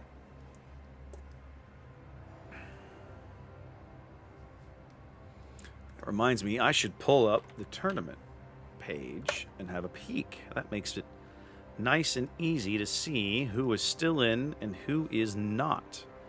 So Resin was just eliminated. ELSR is still... No, ELSR is in the losers bracket, but we'll see them later in the day. Correct. We see them after this coming match. Who's our last North American team, Zaf? ELSR. No. There were four. It was KSC, ELSR, Yep. Resin. And who was our fourth one? Bonks. Bonks. With a Z. They were eliminated. I see them now. They were eliminated on day 2 last time. I see it now. Got it. So we still have 2 North American teams here as we're getting down to in the top 8 now, I think? 1, 2, 3, 4, 5. Yeah, this is 6, 7, 8. Yeah, there's still 8 teams in the event, and 2 of them are still NA teams. I like that. That's nice to see. All right, we have a map rotation, Zaf. Let me get my scribbles written down here. And got it. Sweet. Okay. All right. Are you ready, sir? Mm-hmm. We start on Tears of the Desert. Mm-hmm. Then we go to Sleeping Giant. And then, hopefully game 3, fingers crossed, we will conclude on Warrior's Path. Absolutely. So there we go, guys. There is our next series here. Map rotation is done. Teams are not yet filtering in, so I still feel like you've got at least 5 or 8 minutes here. Take your time. Stretch your legs. All of that jazz. I like how they have it set to riposte. Yeah, whatever. They didn't know the rotation until just now either, so it's fine. Mm-hmm. Now it looks like we're in here with somebody's caster team. I wonder if the Asia. You know what? I think the Asia caster guys are in here. That's a guess. The Chinese cast is most likely here. Yep. It looks like there's a bunch of observer accounts. I'm betting that's who that is. Yep. As of 28 seconds ago, I have claimed my drop for today, everybody. So look, if I could do it, you could do it too. Make sure you got your progress on your drops. See, now I can hear the AC. When your mic triggers and you were speaking just then, I could hear it. But that's the first time I've heard it all day. Interesting. Okay. Somebody on my chat says they can hear it as well, but yeah, I didn't hear it until just that moment when you and again, you talking back to me, it's not picking it up again, so it's inconsistent to put it lightly. All right, fair enough. Because I don't think I'm using a filter for what goes out to Discord, but I am using a filter for what it goes to out to the stream and stuff. So right. All right. I'm going to take about a 2-minute break. I know. I'm going to take about a 2-minute break and get up and walk around and stretch my legs for a minute. Sounds good. I just did the same. Yeah, I'll be back. And then, like I said, we're just waiting on the teams to get here. So, back in a moment, guys. You should do the same. Remember, guys, take care of yourself. Yep, it's always a good idea to get up, stand, walk around, that sort of thing. I myself am on a sit-stand desk, and I should probably be using that more frequently, but I'm not, so it is what it is. But big thanks to you all for tuning in today. Hope you guys are having a good time. As a reminder, if you don't have your drops yet, you want to make sure that you are getting progress for your drops. If you are not, take a moment and make sure that you are on the correct stream. If you're watching me, this is the correct stream. Raptor as well has drops enabled on his. I've seen some of the other casters saying that they don't have drops enabled on theirs. Why is that important? Because Twitch, in its infinite wisdom, will allow for drops progress on one channel at a time, I believe. And they give viewership credit to 2 channels that are up at once. So if you are watching somebody else who's got drops going or doesn't, I should say doesn't have drops going for Warship Masters, and you watch them first, Twitch might not be giving you progress. If that's the case, close out all of your streams. This is a perfect time because everybody's pretty much sitting around doing nothing anyway. Take a walk, give it about 5-10 minutes, come back to a specific stream. Mine, Raptors, somebody that you know for sure is getting you Warship Masters progress. Wait there for about another 5-10 minutes, check your inventory. As long as it shows that it's ticking up in progress, then you know you're good. Now you can go open up a bunch of the other tabs and watch the other streams. That's the important thing, okay? So just keep that in mind, y'all.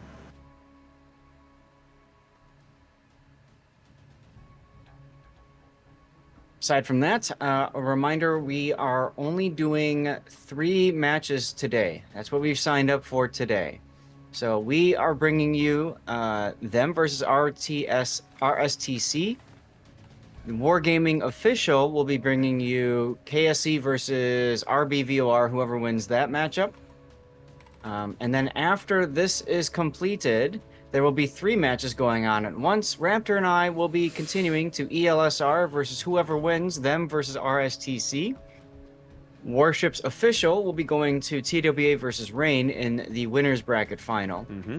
Our reasoning for not doing TWA Rain is simple.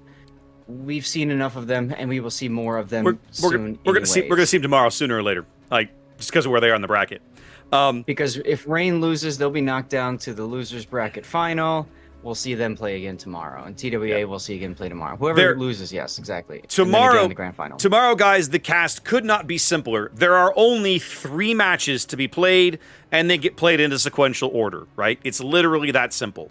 Right. We're going to start off tomorrow. Go ahead. I'm sorry. Go ahead. No, you go ahead. You finish. We're going to start off with the last round of the losers bracket, then the losers bracket final, and then the grand final. And it's the same matches for everybody. There is no way around that schedule. It is what it is. Right. But yeah, Awesome. whoever wins this match, we're about to bring you guys, as Zath said, them and RSTC. Whoever wins this match gets the honor of playing ELSR, and that's the match that we're going to... So whoever wins this match, we're just going to follow them on to watch them in the next match against ELSR. Right. And a reminder then, of course, tomorrow, because there's only one, then one, then one, we're all going to be crammed into the training room. Everybody's going to be together. I would expect, therefore, to see more disconnects crashing tomorrow.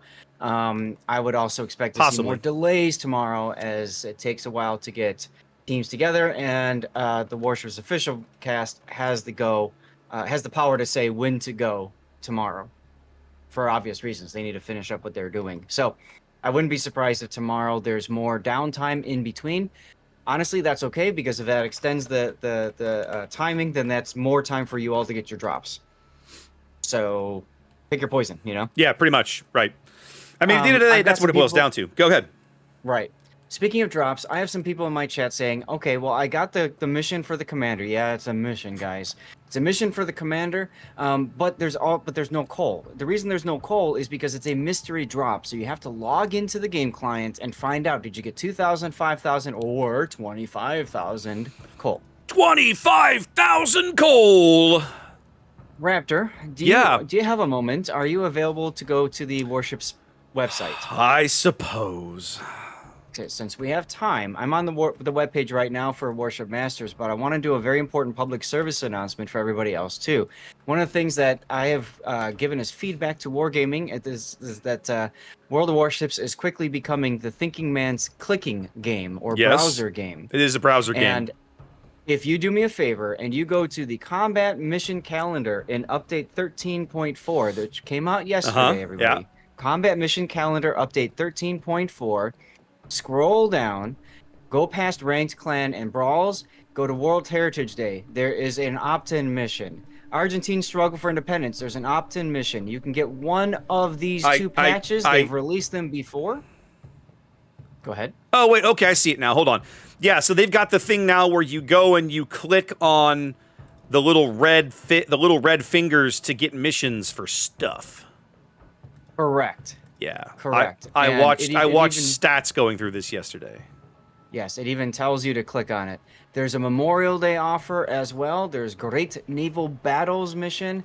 And then I think it's in memory. No. Is it World Oceans Month? Yes, World Oceans Month is the last one to click through. So that's 5 mission chains that you have to opt into by going to the mission calendar here and then opt into them. Now note that not all the missions are active at the same time. So when you click them all in, it's even more confusing because you're like, why are my missions showing? Well, the event themselves doesn't start until like the 23rd for Memorial Day Great Naval Battle, so I wouldn't be surprised if you don't see those missions until the event technically starts. One of the things that... Go ahead. But wait, there's more. We're not done sure. yet. If you are a weeb, Raptor, you can ignore this part and just hum loudly with your fingers in your ear if you want. If you go to Event Pass Azure Lane Wave 6. Azure Lane Wave 6, you have to scroll down through all of the anime booba. A lot of anime booba. And eventually you will see another mission chain that you can opt into. But you have to get through like 75% of the freaking article. There. And these are 3 mission chains. When you complete 1 mission chain, you have to come back to the website to opt into the 2nd. And then you have to come back to the website to opt into the 3rd. So that's a total of 8 mission chains that you can opt into. If you want all the stuff in this game, keep in mind that you have to come back 2 additional times after the first to get the final 2 mission chains. Is that confusing or what? Yeah, for sure. My chat is making cracks about me refilling my whiskey glass, and I'm just like, guys, I don't need a glass. I have a bottle right here. I'll just drink straight out of the bottle if I need it that bad. I'm good. I would do that, but somebody in the house would not approve. Yes, well, I don't have this problem, and she's not here right now, so I'll just, the fun thing about the occasional little bit of time that I sometimes get to be a bachelor is that when that happens, all decisions are unanimous. So there you go. Mm-hmm. I stole that phrase from a buddy of mine back when he was single. He used to joke about the best part of being single is that all decisions are unanimous, and so I embrace that spirit on the occasional week or weekend or whatever that I get to be a bachelor for a little while. Well, there you go. Yep. Yeah, I was watching Stats go through all that stuff yesterday on his stream that you were just talking about with the scrolling and the clicking and everything, and I was just like, I'd forgotten they even did some of this stuff, but now it's buried so far in some of these articles. Like, how would you even find it, even if you went looking for it? Like, this is goofy. It's gotten to the point where whenever I start my stream, Grunty usually comes on in. I'm like, all right, Grunty, what are we starting today? Like, what mission is available today? Because he usually knows, and he, on my Discord, I'm sure for yours too, we've got groups that go and they will post, if there's mission chains to click into and there's deals and stuff like that. So, good stuff.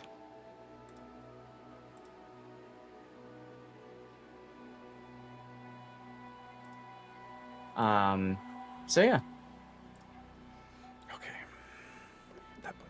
All right, I'm gonna step away one last time, real briefly, and I'm gonna go get some. I'm gonna go refill my water glass.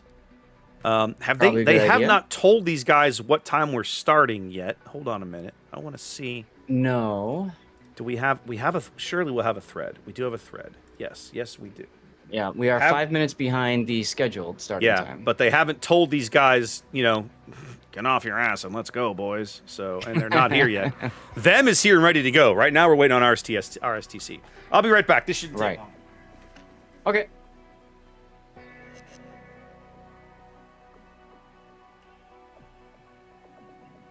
Ew, no coal popped up. That's unfortunate.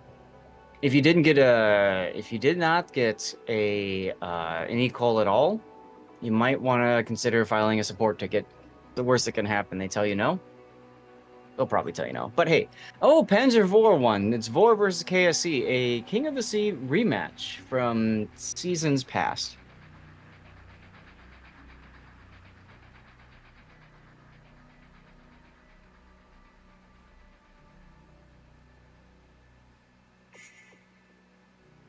Taking a look at the Discords, it's always fun trying to catch up with stuff. Oh, look, another code that we can pin. Excelente.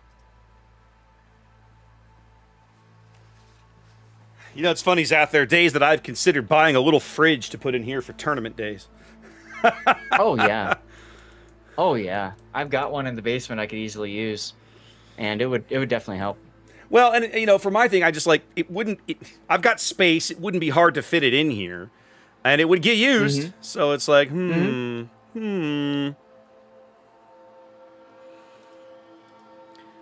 Wow. Okay.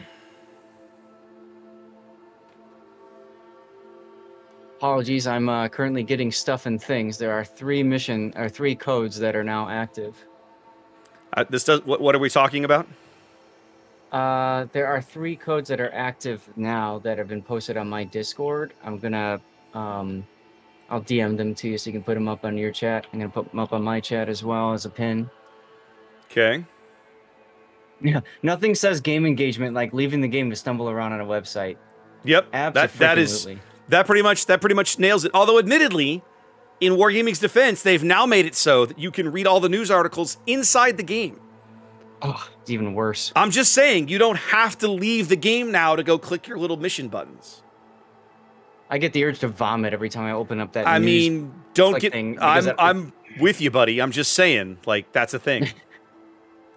5-minute warning. Yeah. Has been sent out, and they're going to be waiting on the official Chinese team. So we dodged one official stream and we caught the other. Feels bad. Yeah, that's the thing is they only show us on the sign up spreadsheet where the English speaking official stream is going to be casting. We don't ever have any idea where the Chinese one is going to be.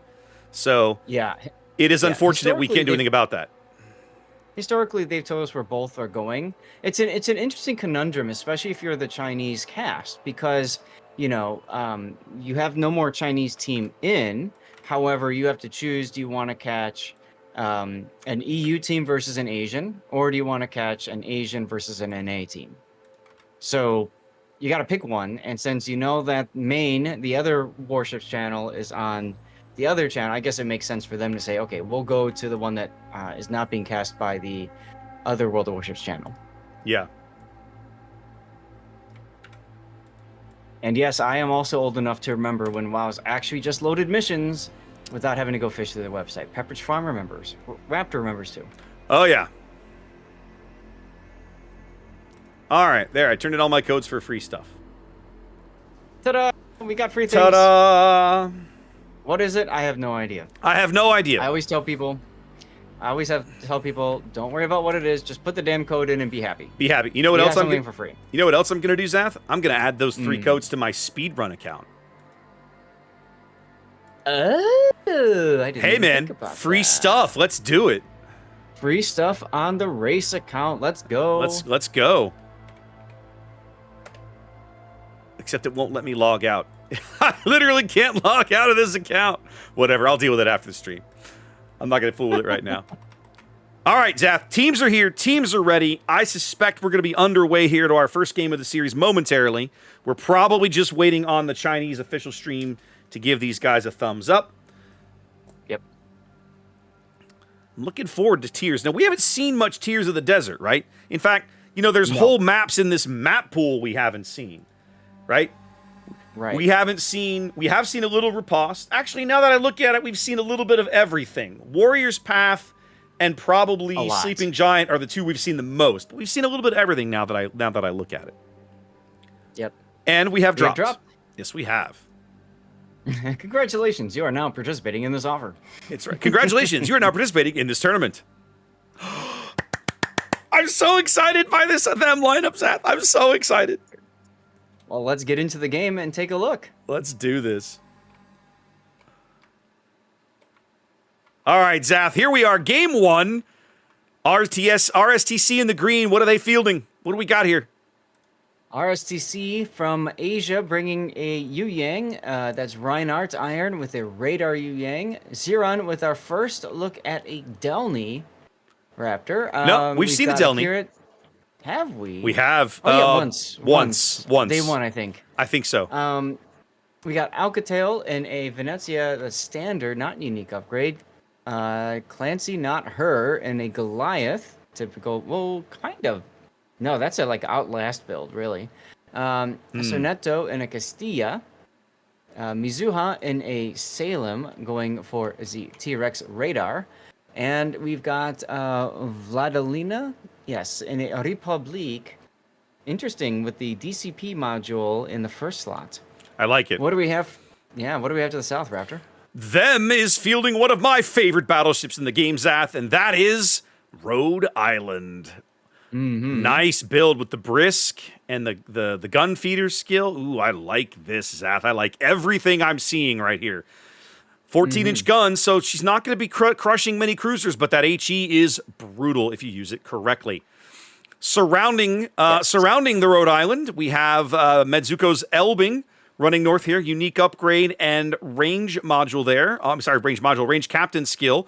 Aelbard also in an Elbing, not running the range skill, so you can see him moving a little closer to the cap. Backed up by Takbir's Lushun in the Dazzle there. I like the Dazzle idea on Lushun. I have to try that myself. Farms is Wushta. A little bit of gun reload there. And then the two-ship element headed to the south. That's Bogdan's Venezia running the unique upgrade. And Eye in the Sky and spotter plane module. So all of the spotter plane things. And Ferry's Defense running top grade gunner and a little bit of gun reload. Now, we've seen them do this before, where they try to get up to this island as quickly as possible, the one in B2. And if you can control that island, then you can control ACAP. But last time this happened, it ended up being disastrous for them, as they lost 2 ships in somewhat short order. Now, with the Rhode Island on this side, though, I mean, it's got the engine boost running already, it's got the radar, and all that kind of stuff, so that could work out in their favor. I'm curious to know what's going to happen with this Republic. You see that the Repub is in a circle, or in a central position, able to change flank wherever needed, but you can see Team Green, RTSC, also, or STC, also going hard for this island, and I just got to play with the lines. Yay. Yep. Well, and that stern turret on Repub is not 360. So, we saw a team back on day 2 running a Colombo from a central position. And Colombo is a battleship that I don't have a very high opinion of. But they got amazing value out of it, largely because those 360 turrets. Oh, my goodness. Big Elbing salvo there on the Delny. Look at that. Wow. Spa Cruiser doing Spa Cruiser things here, Zath. Yes, indeedy. So Delny's going to get to the island first, and he's going to be in relative safety. So Netos Castilla now shows up and says, okay, you guys can shoot me for a couple minutes now. Republic looking for big salvos on the Rhode Island here. Go ahead. Deepest Dungeon uses that radar that often surprises players in random battles. Wait, another battleship with radar? Yes. Yep. 9-kilometer radar on Rhode Island. A lot of players forget about it. They permanently get one of the Delny's torpedo tubes right there. They're really pushing hard to kill this Delny. Yeah, it's not a perma. It was just stunned. It's still up. Okay, all right. Yes, I see it now. Another big salvo on Jiren with the radar ticking. Radar still got 7, 8 more seconds here to go. Yeah. Oh, big Citadel coming in on the repub. From the repub on the Rhode Island, excuse me. On the Rhode Island. Yep, saw that. One last salvo going out at Jiren, but I don't think they're going to hack him with it. They get a little bit more chip damage, but that's the end of it there. Jiren slips away on 2,400 HP. The biggest thing is that Deepest Dungeon goes to the island and says, "This is my island. You will leave this island." I don't know, Zap. Here's the thing about Rhode Island, right? As good as she is, and she is good, but she still only has 14-inch guns. A whole lot of Tier 10 cruisers can easily bow tank those guns. Like the Castilla, like the Castilla. So if RSTC was so inclined, they could potentially consider a cruiser torpedo charge against the Rhode Island. I would not try it with a destroyer. That HE is very, very bad against destroyers. But with a cruiser, you might could get away with it.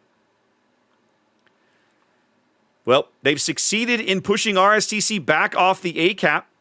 RSTC not having any radar up here. That's going to allow the Elbing Lushun to tag team the A-cap. And then it's going to be up to them to kind of just dig in and hold. As the defense and the Venezia down south have to figure out what's pushing into them. They can't spot any of these ships yet, but Bogdan's Venezia sitting out here, well spotted.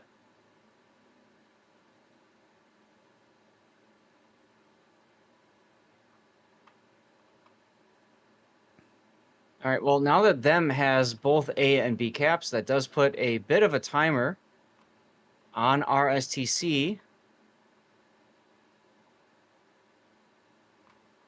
Deepest Dungeon being reminded that he kind of has to sit there for a little longer.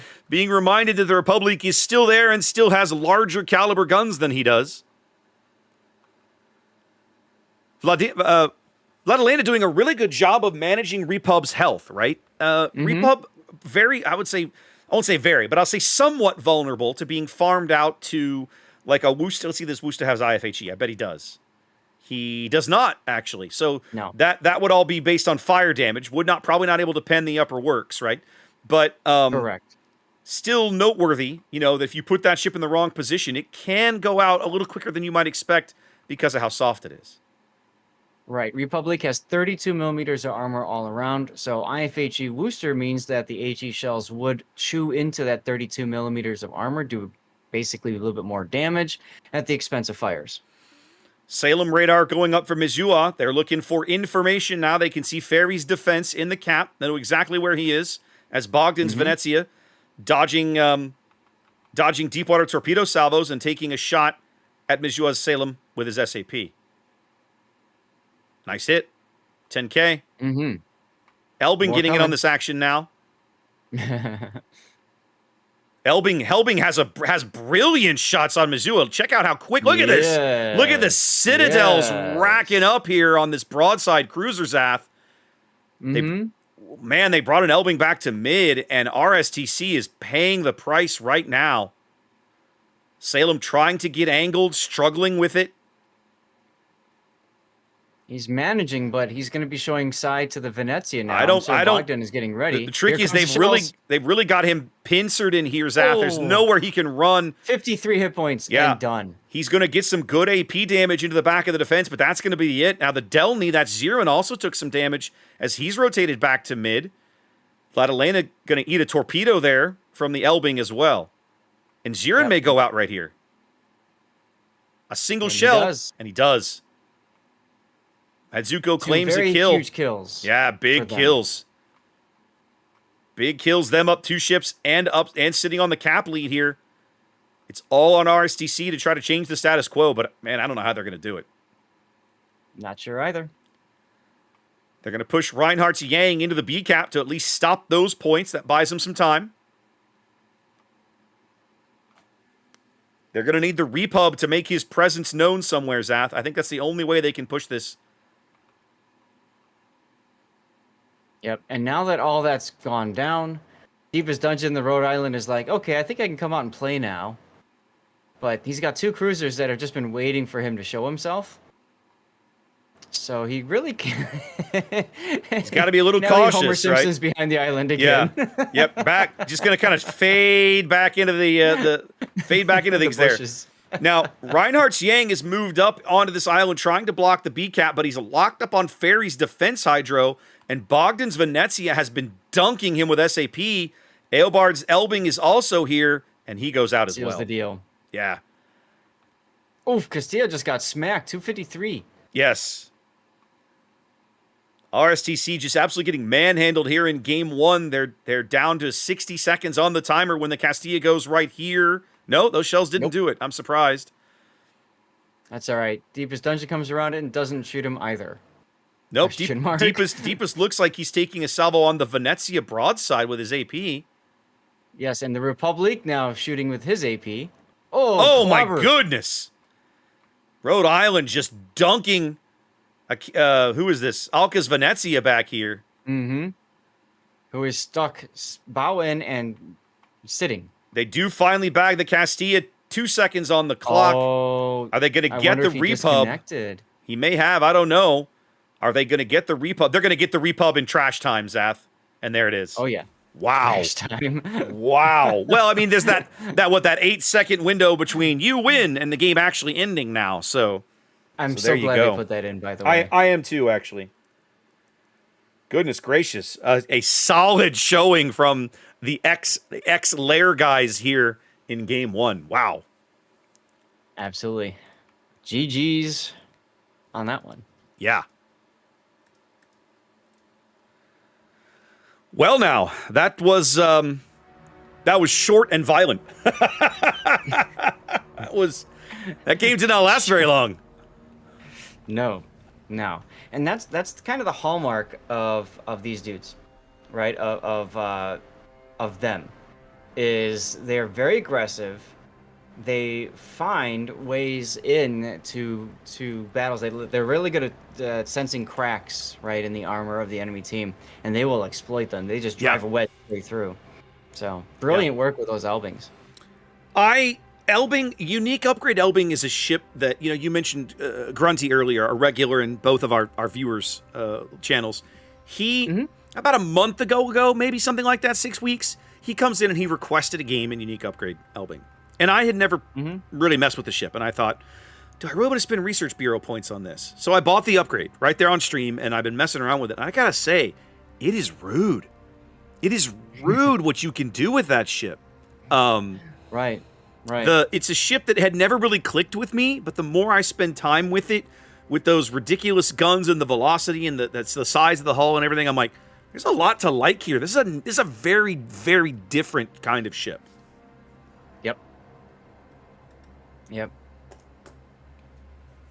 It's amazing what happens when you just make turret traverse not a thing, Yeah, well, and the speed boost, the thing will do 45 knots with that speed boost ticking with the unique upgrade. That's not insignificant. Like that's if you're an opposing destroyer, that's terrifying.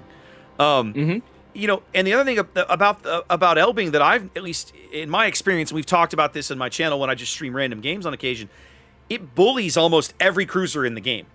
Like, that AP is good enough to full pin and Citadel, I think, just about everything short of like a Stalingrad's belt armor.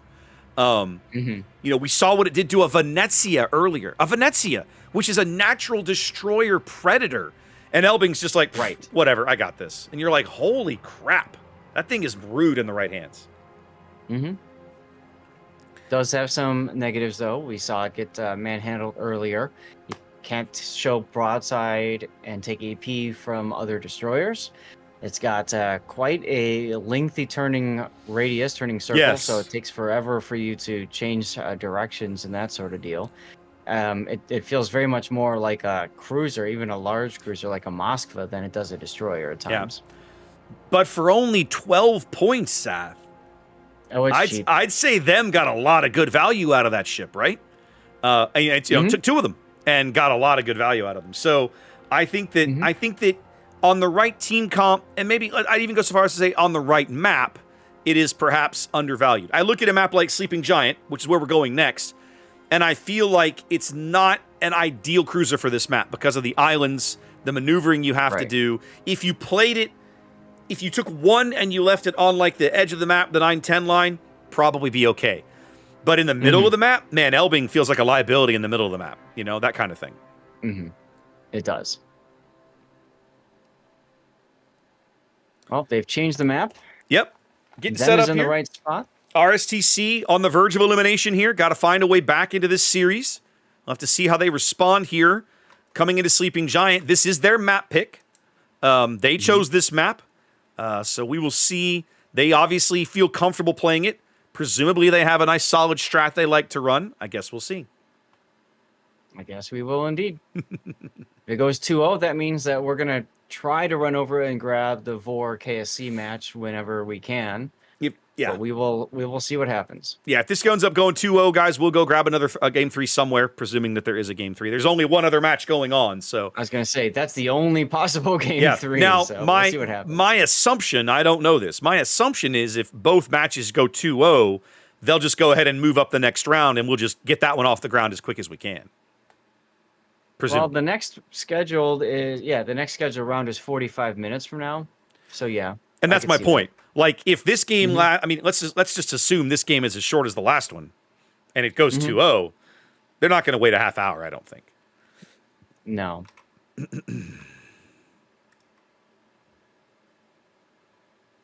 All right, well.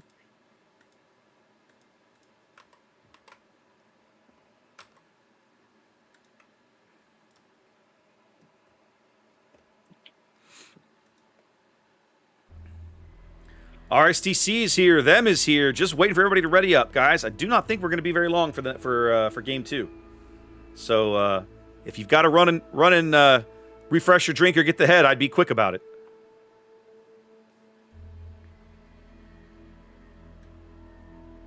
You got it.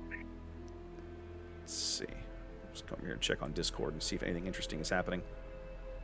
Nope, not yet. That's fine. I just like to go check. Quick reminder, since Classic is mentioning it in Discord, guys, if you're watching my channel and you're looking for free loot, I am doing giveaways in my Discord channel in between games. You can join the Discord. There is a giveaway channel. In that channel, when there is not a game on screen, as soon as the game ends on the channel, generally we're putting up a giveaway in there that'll last about 5 minutes. All you have to do is click the button to enter. And then eventually, if you win, the bottle ping you. One of my mods will come around and whisper you a code for your loot. It's literally that simple. All you have to do is join the Discord. Easy. That's right. And for me, all you got to do is stay on the Twitch channel and just type !ticket. Puddin is doing a great job of doing the draws in between our matches. So appreciate you, Puddin, for your help. Hat tip and shout out to all the mods on both our channels that help us do amazing stuff like this. I've got a great staff of mods that have worked with me for a number of years, helping me do stuff on tournament days when there's all kinds of other things going on and I need to be looking elsewhere. And so that's a huge help to both of us. So if you're a mod on Miner's Ass channel, huge shout out. You guys in chat, give them a thanks. They have earned it. They work hard, and it's nice to see us able to give out free stuff and still do our casting gig. Absolutely correct. Yes. Both teams are being asked if they are ready. Both teams are readied up, at least in the training room. Yeah, so we should be bringing you this momentarily. Yeah, seems to be no response from either team, but they literally just all readied, so I guess we're just sitting here waiting. Okay, there's a response from one team at least. Progress. Mm-hmm.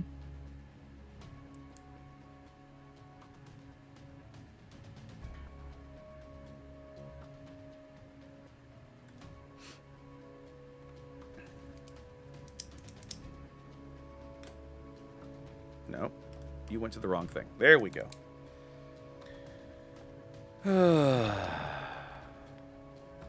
Interesting. Just catching up on Discord. So many things to look at. Yes.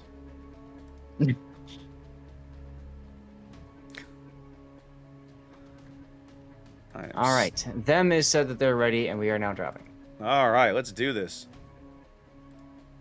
We're using the regular spawn this time. Yes, we are. Woohoo! Yes, we are. Nice and simple. First time today, ladies and gentlemen. First time today.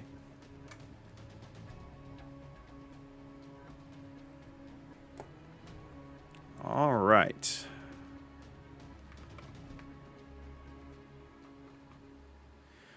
All right, here we go, ladies and gentlemen. Welcome back to Game 2 of this Best of 3 series between them and RSTC. We are in Day 3 of Warship Masters Invitational 2024, and it is time to see if RSTC can stay in the tournament. Let's have a quick look over the them lineup. Looks very similar to the lineup we just saw.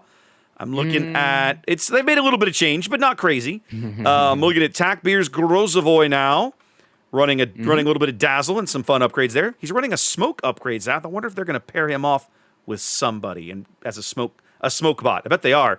Aelbard in the Elbing, unique upgrade. Mixa now. Medzuko has bailed in this game. We've got Mixa now in a Grozovoy. Slightly different build. No, very similar build actually. Now that I look at it, Bogdan now in a Vushta with unique upgrade and outnumbered. Fairy's Wushta as well, a little more offensive, running top grade gunner and reload. DNO in a Yoshino, a ship that I think is really good in this format, especially in these little 7v7 games, running outnumbered as well and reload. And then Deepest Dungeon back in his somewhat survivability-focused Rhode Island build, which I really, really like. What do we got cooking for RSTC, Zath? Posing him to the south, wearing red is RSTC. We've got Giron in a unique upgrade Holland. Reinhardt in a Grozovoy. Alcatel in a Condi, bringing out the big guns now. Oh, yeah. Vadalina's like, all right, fine. I'll take the Rhode Island too. I'll see yours and raise you. That's right. Mizuha in a Colbert, so that and a Condi together equals pain. Whew. Somebody's going to be unhappy. Yep, and heading up the 9 line is Soneto's Lushun, followed by Clancy's Goliath. So obviously that is the kite away side for them. Indeed, we've got a 5-2 split here for RSTC, whereas them opting for a little more traditional 4-3 split here, although admittedly the Grozovoy here looking like he is going to come back over and play this side of the map. Yeah, it's kind of weird. It almost looks like he was thinking he had to go someplace else. The caller told him to go someplace else. Yep, like they made a change there. Either they made a change or they're like, wait a minute. Yo, why are you going that way? Come back here. Get over here. Early spots on Clancy's Goliath. Some AP goes out. I don't think that's necessarily super valuable. He's going to lose a chunk of health there.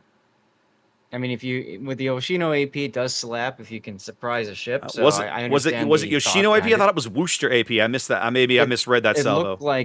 It looked like it was Yoshino. Well, the Yoshino AP would have been the right call. So if that was indeed the case, then that's my bad for misunderstanding. But the Yoshino HE slaps hard enough if you can get it to land. Yes, that's the key. Deepwater AP coming in from the Rhode Island. Nope.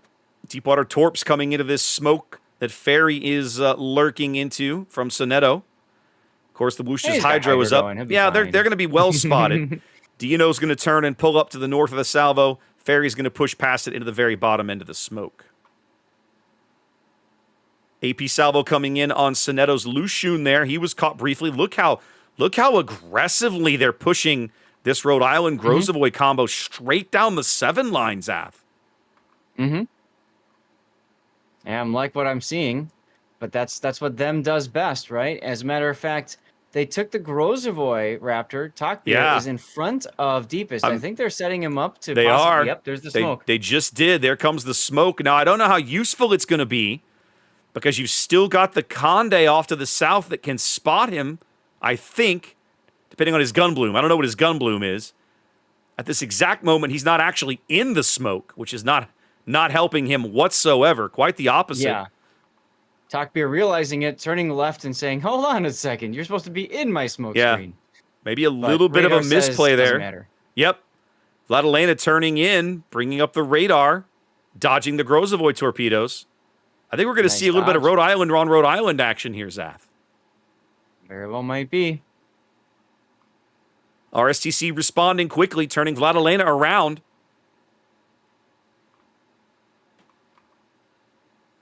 Yep. Lushun's like next the focus heal. Fire on the Grozovoy. I like it on the Lushun, Zath. They know his next heal is a ways off. All kinds of salvos coming in on him. Trying to get whatever damage they can get. Deepest is going to set up in this channel. Big AP salvo going in on Tackbeard. Not as much as they would have liked. Sonetto finally dark back here. Yep, he hit the brakes and the shells flew right by. As we've got Chiron with the Holland now detected on Deepest Dungeon's radar.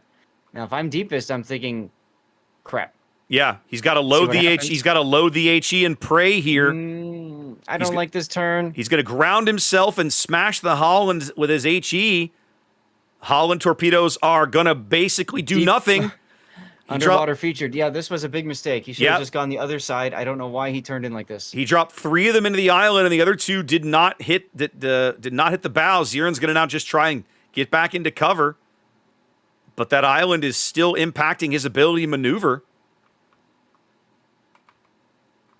I really don't understand that decision. He had Deepest Dungeon dead to rights and then decided, nah, I don't want it. Yeah. They're trying to get shells on Ziren. They're proxying each other, I think, right there. Yes. They are getting big shells on Ziren now. The Worcester shells coming in, starting to fall. Tackbeard's Grozovoy coming in. They're farming out Deepest. Yeah. I think, Zath, they're going to trade. Are they going to move Deepest? Is Deepest going to ground himself again? No. Deepest is going to go He's for going to this go kill for on it. Ziren I right think here. he's going to try and get the kill on Ziren. Oh! Big hits. Gets it with the secondaries. And with his speed boost running, he's going to try and get the ram on Vladilena. If they could trade 2 for 1 here, that's a really good trade for them. It's a fantastic trade for them. And I think he's going to get it. I really do think he's going to get there. He gets a turret reset. Well, now's the part where you're wondering, all right, will ramming flags play a role in this? You're probably wondering how I ended up in this situation, says Deepest. But he's going to get the trade, and there it is. He got the trade. Really, really good 2 for 1 trade there from them, taking what was maybe a bit of a misplay on both teams' part and turning it into a positive game. And that's all due to that Holland making that last turn off the on-ramp or whatever, the off-ramp. Yep. Now, and deciding he doesn't want the kill. Despite all of that, them is upside down on points by about 60 or 70 points or so. But that's about to change. Eobard's Elbing into Thunderdome, going to grab A as Bogdan's Wushta trying to hold the back door open. Or excuse me, hold it back door closed. Mm-hmm. Getting into a gunfight with Mizuka's Colbert here, way over on the 3 line. Tackbeard's Grozovoy going to head to sea as a tremendous amount of RSTC's remaining ships are all trapped in the extreme southeast corner of the map. Feels kind of interesting the way that the battles unfolded. I gotta say, if I'm RSTC, I'm thinking we gotta find a way back into this map somehow, right? Yeah, and they're playing so far off the cap, Zath. It almost feels a little bit like them's aggression pushed them into making positional errors, or just just choosing bad positions. Let's say. Yeah, absolutely. It's just that aggression, and then the I guess you could say almost passive. I don't want to take hits at the same time. It just makes it very difficult for RSTC to get back into this at this point. They had some really good opportunities, and those were squandered. And this is going to be a them victory, so we're going to have to pray that there's a game 3, or that the other group is so far delayed we catch a game 2. Yeah, I missed it, but they picked up the kill on Sonetto's Lushun as well. Yes. Under 2 minutes now on the timer, down 3 ships. I don't think RSTC has a way back in. I don't think so either. They've got 4 ships arrayed to keep the Conde and the Goliath bottled up. The 2 ships on the 1 line, again, have to fight their way through an Elbing and a Wushta to get to the caps. If you're RSTC, you have no board control and no way to get it. Mm-hmm. And with 1 minute and change to go, there's just not enough time for either of those 2 squadrons to even get into a cap unless they can get a kill. It's going to take, a kill would buy them time.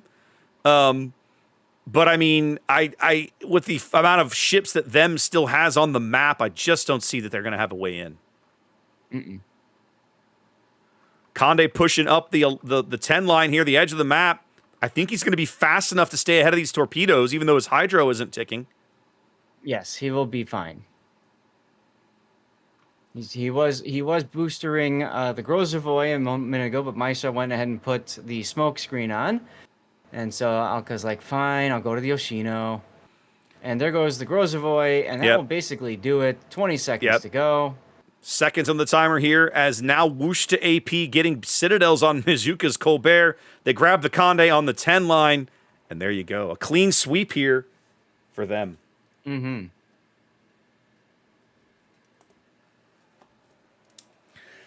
Well, Zath, RSTC's tournament is over. You almost get a sense. Tell me if I'm crazy. I feel like this is maybe a bit of a clash of play styles that we're seeing, right? Them with that aggression, and RSTC not really either not having seen it or not really knowing what to do about it.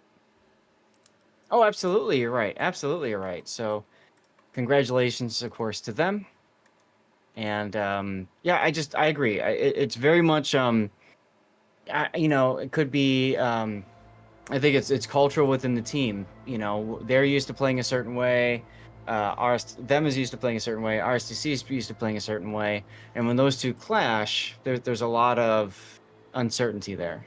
So.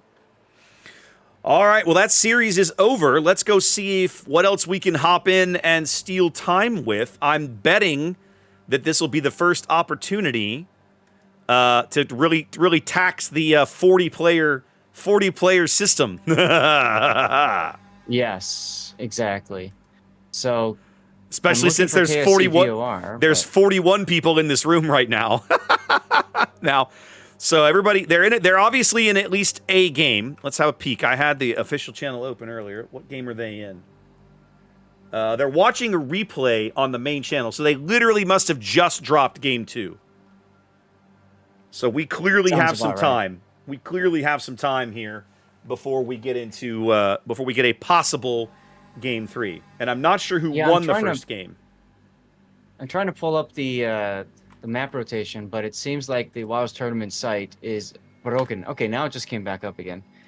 KSC versus VOR. So VOR won the first game. Up 1. Yep, VOR won the first game. This is game 2. Yep, they literally have just started game 2. So, as we were warning you guys, we're now in one of those lulls where we can't do much. There's only one game to play, and it's already dropped. And so, yay. We're going to be here for a minute with, unfortunately, not much to show you. The joys of day 2. The joys of day 3, sir. Oh, yeah, day 3. My bad. Weekend 2, day 3. Yep. Yep. And this will only get worse tomorrow. Savor it, everyone. Yeah, baby. Chad is just catching up to the Hero Rhode Island play. I mean, that was the game. I can't believe that Holland just decided, nope, he had the perfect line. Just go straight through, keep the torps on the right, get on his flank, and dump him on wide spread. That would probably be a dead Rhode Island. But instead... Go ahead. He just, I don't know, pulled over, got some Starbucks, as Puddin likes to say. I don't know. I'll say this. The risk of that maneuver is, right, Rhode Island plays like a Burgonia. Rhode Island, routinely, you're going to swap the ammo. And if he's got HE in the barrel and you come around the corner, there's a very real chance in that narrow channel that you're going to get one or both of your torpedo tubes incapped, and you're not going to have time to repair and get those torpedoes in the water before you blow past him. So you have to play that. Maybe you end up slowing down. What I'm getting at is that engagement, if the Rhode Island has HE in the barrel, that engagement for the Holland is not as straightforward as you might think, because he's not able to come in with his bow and his superstructure protecting his torpedo tubes because of the Rhode Island's position. Oh, absolutely correct. Yes. So it's kind of one of those situations where you either make that guess and try, or you sit and pull over. And he pulled over. The problem is that was a guaranteed death for him, because he's in a position where he's constantly spotted. There were people that were shooting from long range. So he basically said, I'm going to go from a position where I take the risk, I might die, but I might take a battleship with me to. I'm just gonna die, and that just feels bad. We've seen that a lot in ranked and randoms and clan battles. It happens, guys. We've seen it in COTS too. So. Well, it goes back to that comment you made earlier, right? About sometimes that hesitation to risk your ship. If no risk, no reward, right? For lack of a better way to put it. And while it feels terrible when it happens that way, I think sometimes in these competitive modes, there's absolutely a moment where you have to say, no guts, no glory. I'm going to make this play, and if it works, we're going to look like champions. And if it doesn't work, I'm going to look like an idiot. And your caller, this is something else that I think you have to take into account. Your caller and your team have to know that that's a real possibility, right? And sometimes you're instructed to make a play by the guy who's in charge that just doesn't work out. And it's like, they can't you hope that the team doesn't blame you for that, let's say.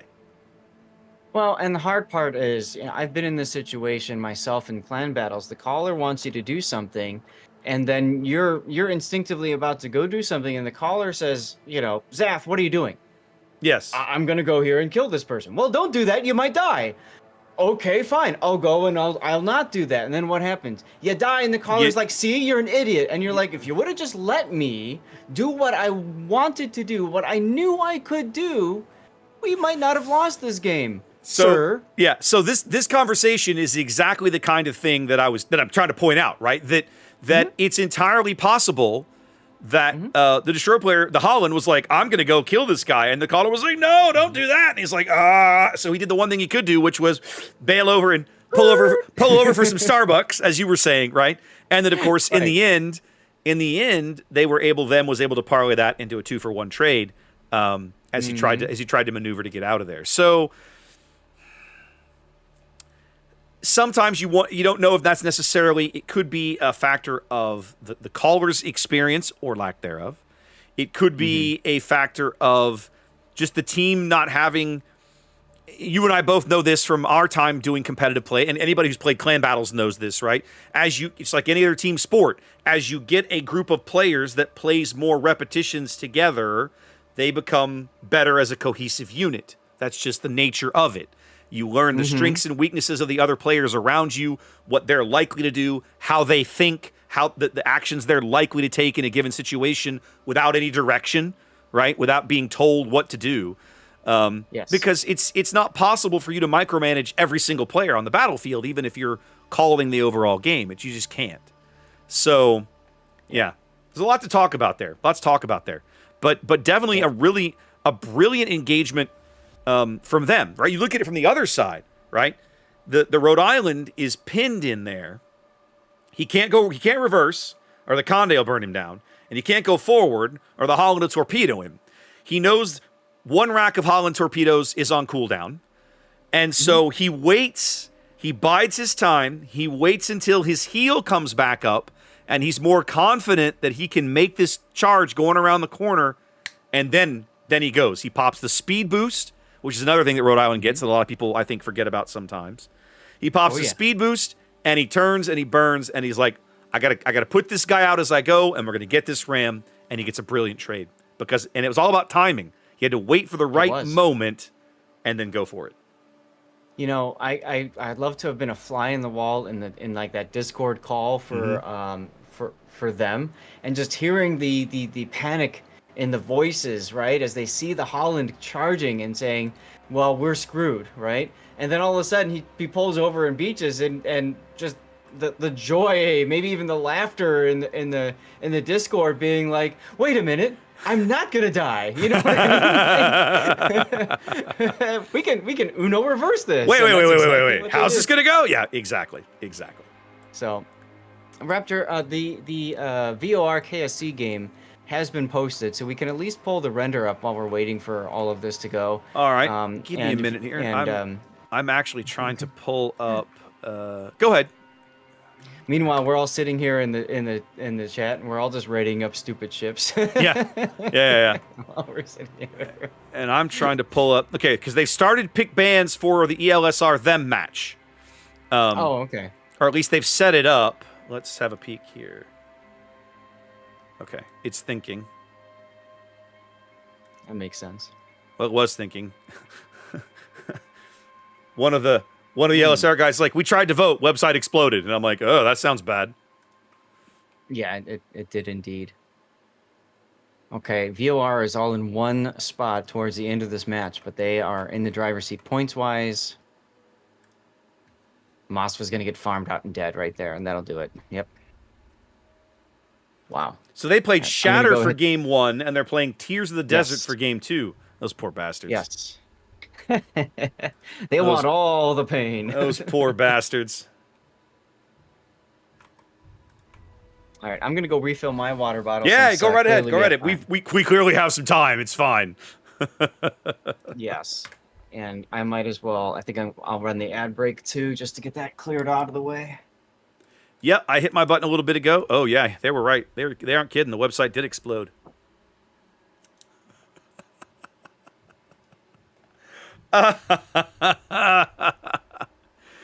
Oh, man. It's fun when tech works, and it's hilarious when tech fails. All right, well, I can at least make some notes here. Unless KSC Vor goes a third game, let's have a peek. I'm going to go keep an eye on this, because I am curious. I got to turn the... I had the quality turned way down so I could barely see what was going on. There we go.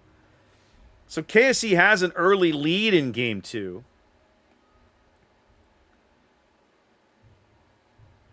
But I'd say it's the situation is far from certain, to put it lightly.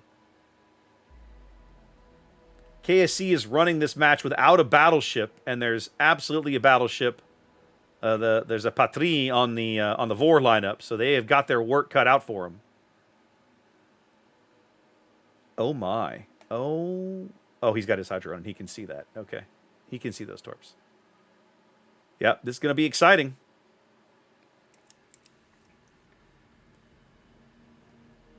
Sorry, I'm going to go ahead and get my notes started for our next scheduled match. If KSC and Vor goes to a third game, guys, obviously we will be bringing it to you. I'm going to hold off on the training room for the moment, just until we have a better sense of what the hell is happening. Yeah, they're still trying to get the website unscrewed over here. It is definitely having problems.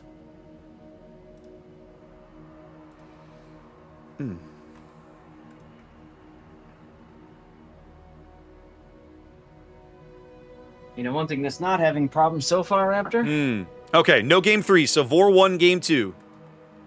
Aha. Okay, so our training room is up. They're still trying to figure out PickBand. The website was busy crapping itself. What were you saying, Zaf? Go ahead. What's not crashing and breaking is the training rooms, and I think it's worth mentioning that I'm glad for this. Right? That this particular day actually is being hosted on the NA server, ladies and gentlemen. It is indeed. So I'll tell you what, the timing for this is kind of perfect, right? North America, NA, might not be able to win the tournament, but we can host it. You're terrible. You're terrible. I was waiting for the right moment, and now that KSC's been knocked out, hey, perfection. You're terrible. Right? Yep, KSC has been eliminated now. Let's have a quick peek. I want to go look at the bracket. I need this button on that window and that, and then we need to hit that, and then bam. So, all right, so you're going to have Vor versus TSYMQ, ELSR, and them. So we're now down to one China team, one Asia team, one NA team, and of course, 3 EU teams. 3 of the 4 EU teams still in the running. The only one who has been eliminated thus far is Shaft. Right. And what you will be seeing is TWA versus Rain on the Warships main channel, plus probably a whole host of other streamers. For us, it's ELSR and them. So my comment earlier about NA not winning a tournament, hey, that could still be possible for NA. Strictly we'll legal. have to see. But the other thing I want to mention, Raptor, is because the fact that we are playing on NA servers means we have less lag, which means there's less desync. True. So I'm kind of excited about this, right? We're not going to see torpedoes going flat underneath Well, destroyers anymore. Like we have hope. been. We hope. I mean, Right? who can possibly predict these things, Zath? I don't know. Yep, we'll see. Website still seems to be broken. Yep. Hmm. Hang on a minute. I'm gonna try logging in again and see if that works. Does it want my? Do I need my little goofy code thing? Yeah, I need my little authenticator code. Two-factor authentication is a curse and a blessing at the same time. Here we go. No, come on. There we go. Well, there's nothing to look at anyway. It just sits there on voting. Unknown error. Well, and that's the thing is I think they're still having error problems on the website, but I didn't know that, so I wanted to come check. It threw me out of the ability to read it. So now it's just spamming unknown error. Unknown error. That's that's what I was getting. Its way up. That's what I was getting. It was just endless amounts of unknown error. Yeah. So the whole website is toast for doing pick bands. So we'll see what. I'm sure the tournament organizers somewhere have a backup plan for this eventuality. Wink, wink. This is this is my project manager face, right? You know how to do this without the website, right? Like, go in the chat window and say, okay, pick one, Matt, pick one. Just do it here. We're gonna do it on Discord. We'll do it live. Do it live. I was just gonna say we'll do it live.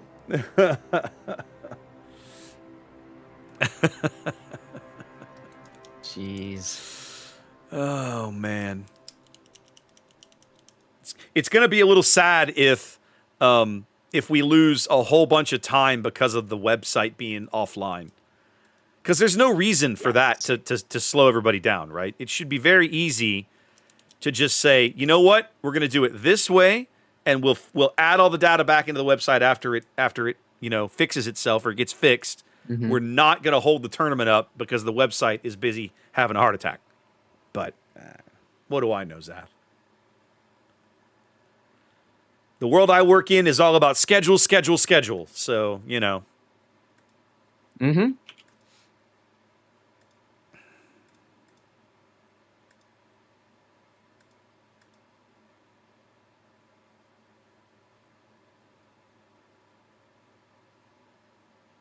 Uh-oh. Did he change lines on me again? Are you looking at your I'm looking at my donor drive as well. I got changed. I got my line changed again, but it's my choice now. So, okay. Well, yeah. That's nice at least. Yeah. That's nice at least. Yeah. So I can, if I want, I can ditch American cruisers. I will probably go back to American destroyers, I think. Do I have to regrind them all? I think that's the problem. Is because I had to resell all of my stinking destroyers. I've got to work my way back through them again. So now I don't have another line that I can go to. Actually, I do. I was working up British destroyers. I'll look at it. I got to figure it out now. It's going to be a pain. We should talk about that, Zath. We have some time. So, yeah. If you are a regular viewer of my channel or Zath, you probably know this, but perhaps you're here for the tournament coverage and you're not normally tune in. You don't always know. Zath and I are in the middle of a fundraiser we are doing for Stack Up, which is a charity that supports veterans, American and allied veterans, both home and abroad, by donating to them gaming materials. Could be video games, could be tabletop games, RPG books, whatever, these kinds of things. Those are packaged up and shipped out as a part of mental health support for these guys, so they have some outlets to do things other than feel bad about being away from their families and their friends and whatnot. And they've got the ability to take those games and build communities, especially if they're forward deployed for whatever reason. We started this about a week-ish ago. We are doing a speed run to the four of us that are participating. It's myself, Lord Zath, Only Smed, and Admiral Revan, another North American community contributor. We're all participating on the NA server. We rolled fresh accounts, and we have been grinding, trying to race to tier 10, and we have various donation incentives for folks to mess with us along the way, speed us up, slow us down, all of those kinds of things. So it's been a lot of fun, a little frustrating. We have a lot of lessons learned, let's say, out of this event. Sure. But we're raising a bunch of money for a good cause, so it's good. Yep, we're raising money for a good cause. Actually, we are just now editing the two of I would say the more egregious of debuffs that we can do. Yeah. So currently Admiral Revan is on the Go Kaze, which I like to call the Go Crazy at tier 6, the Japanese light cruiser line. I'm on the Icarus, the tier 6 of the British destroyer line. And then SeaRaptor, you are on the USN heavy cruiser, but you're talking about changing now, huh? Well, someone donated to me this morning about 10 minutes ago. Dutchman, right? A regular here on the NA server. Nice. To change the line, but my choice. So I would just go back to American destroyers, and I might still. But the frustration I have there is that, like, because the last time I was on that line, somebody paid to make me sell all the ships.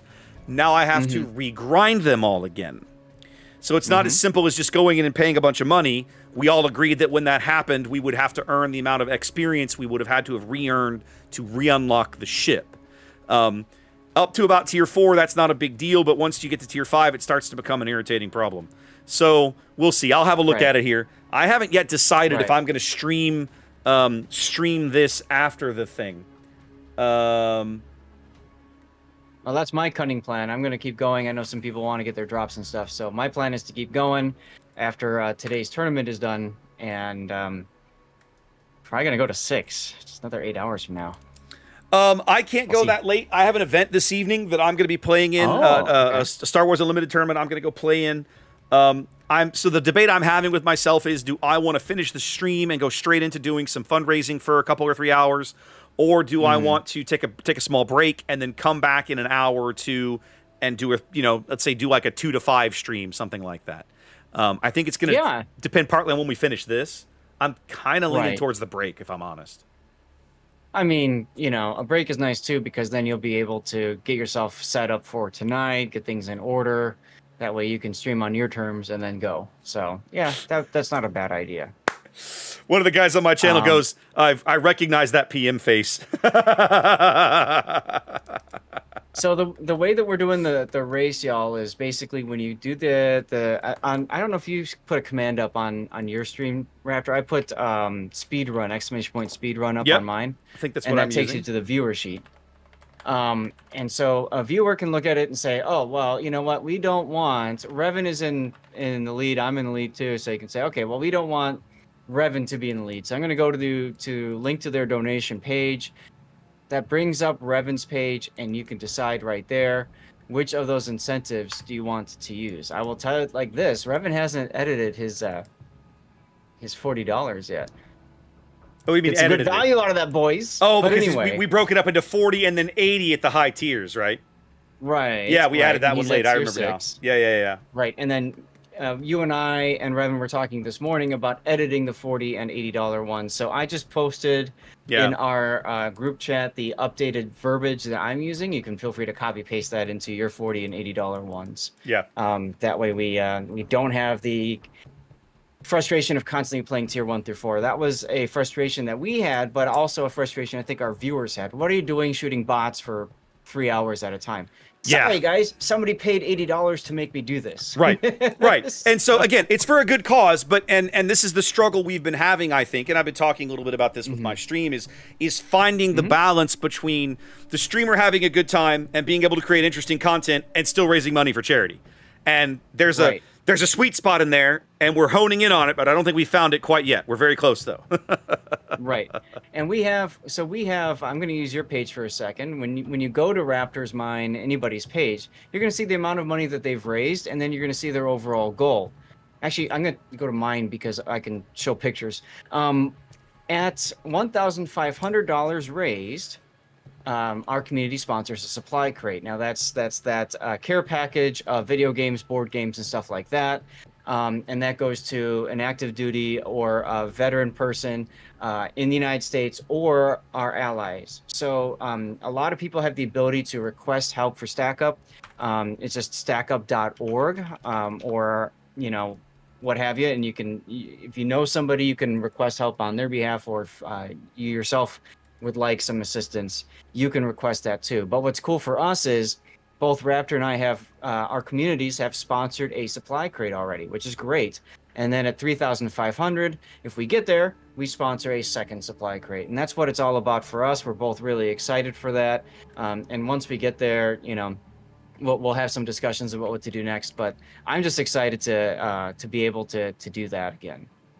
So we are still, by the way, in the top spot as a team by right around $600, Zath, which is pretty awesome.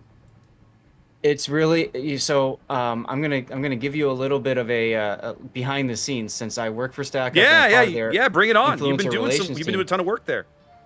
We were having some conversations internally with our team, and one of my teammates, one from SSE, she said she saw that we were approaching first place, and we were like $20 away. So she went ahead and she thought, I'm gonna troll them by donating 25 to get their team. She donates 25, goes and looks, and suddenly we are up by 475. Somebody on your stream donated like 500 or something, or 600. I think that was DJ. Yeah, I think so. Yeah. And then all of a sudden she looked at that. She's like, all right, the trolling is not worth that much to catch up anymore. So that's really funny. Nope, I'm done. That's really funny. That's really funny. Not only is our team in first place, which says a lot. And guys, this isn't just the four of us. There's Sithkit and Captain Vices, Sea Donkey Gaming, and Captain Honor, who's also fundraising for Stack Up on our team. Yeah, we've got a bunch of people on the team. They just weren't able to participate in the speed run. Exactly. Correct. So I just want to shout them out as well for their help and their assistance and their efforts too. But Raptor, if you'll note, Raptor is currently in 4th place of overall top fundraisers. 4th place. So that's really impressive. I got some whales in my community. Hey, I mean, it's a good cause, and that's what matters the most. That's what it boils down hats to. Hats off to you and your community. Fantastic work. I think I'm technically in 11th place. 1, 2, 3, 4, 5, 6, 7, 8, 9, 10. I'm in 11th place by $15. So $16, and I get into the top 10. Okay, nice. That's a pretty good place to be too. Yeah, so yeah. I'm happy. I'm excited. All right, they finally got the website working. They're about they're a little over halfway done with pick bands. We have the first 2 maps chosen. Okay. And we're getting close to being done with all of that. So. The ref told them in the room that they want to try and start on time, which is bottom of the hour, which is in about 7 or 8 minutes. So they got to hurry up and finish this up and then get their butts in the room, but we'll see what happens. All right. Tournaments for me is just this wonderful white screen. So do you have a map rotation so far? What are the 2 maps? So our first map is going to be Tears of the Desert. Okay. And ELSR is going to be your alpha spawn. Okay. Our second map is going to be Islands of Ice. A map we have not seen very much of, and we're waiting for the spawn choice on that map. That's where we are in pick bands, and then we'll see where they come in. Okay. I think once that one is picked, the bot will then pick the last 2 like automatically. It just says random map, random spawn, off we go. Got it. Okay. So we're at this point we're just waiting for ELSR to pick their spawn point on Islands of Ice, and then we should be done. Mm-hmm. All right. But these guys are going to get pushed to start on time, so we'll see how this happens. We'll see how this shakes out. Yeah, I'm going to get another ad break going now just to be safe. I do not want to risk somebody missing. Probably should do that. Let's see where am I on timer? I got a half hour. I should probably push. I'll push one here when we get a little closer, but we're getting pretty close here. Yeah, I'm at 23 minutes, so I had to snooze earlier, which I don't mind snoozing. That's fine. No. I don't want to put myself in a position where I have to remember to snooze it. Yep. All right, here we go. Warrior's Path. Yep, Warrior's Path is now map number 3. Hey, that's what it was last game, too. It was indeed. Okay, and if we get that far, them is going to be our top spawn, our northern spawn. They are on map 2 as well. Perfect. So we've got all that figured out now. So let's plug all this fancy data in. Oh, hey, it's already kind of set. Awesome. So all I have to do is push that button. And finally, ladies and gentlemen, we are closer, a little closer, to our last match of the day. Mm-hmm. Oh, There that's is scheduled match. there is another code they're showing me on the main World of Warships stream, Dath. I don't think this is one that's come up before. Let me try it here. Lushun Supremacy? Yeah, WM245 Lushun Supremacy. That's we have seen a lot of Lushun. We have seen a lot of Lucian. Mm-hmm. Okay. There we I will go. add this to my collection. Yes, I will add this to my collection. I'm gonna go post this one in my chat real briefly. Let me find. Need to find the right window. Here we go. No, not that window. Here we go.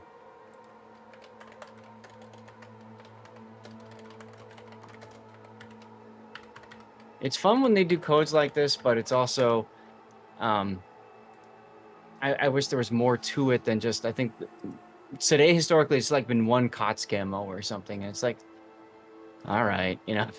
Yep. I dropped what I was doing. I tabbed over. I put the code in, and I got one camouflage. Yeah. Cool. But I mean, hey, better than nothing, right? You get what you take what you can get. I mean, take what you can get. It's something.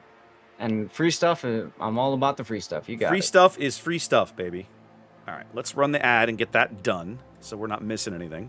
All right, teams are slowly starting to filter in. I think we're going to finally get back in the groove of things here as we get on to our last match of the day. No, I need this. I need that window. Yeah. Yeah, that's done. I don't need you anymore. I don't need you anymore.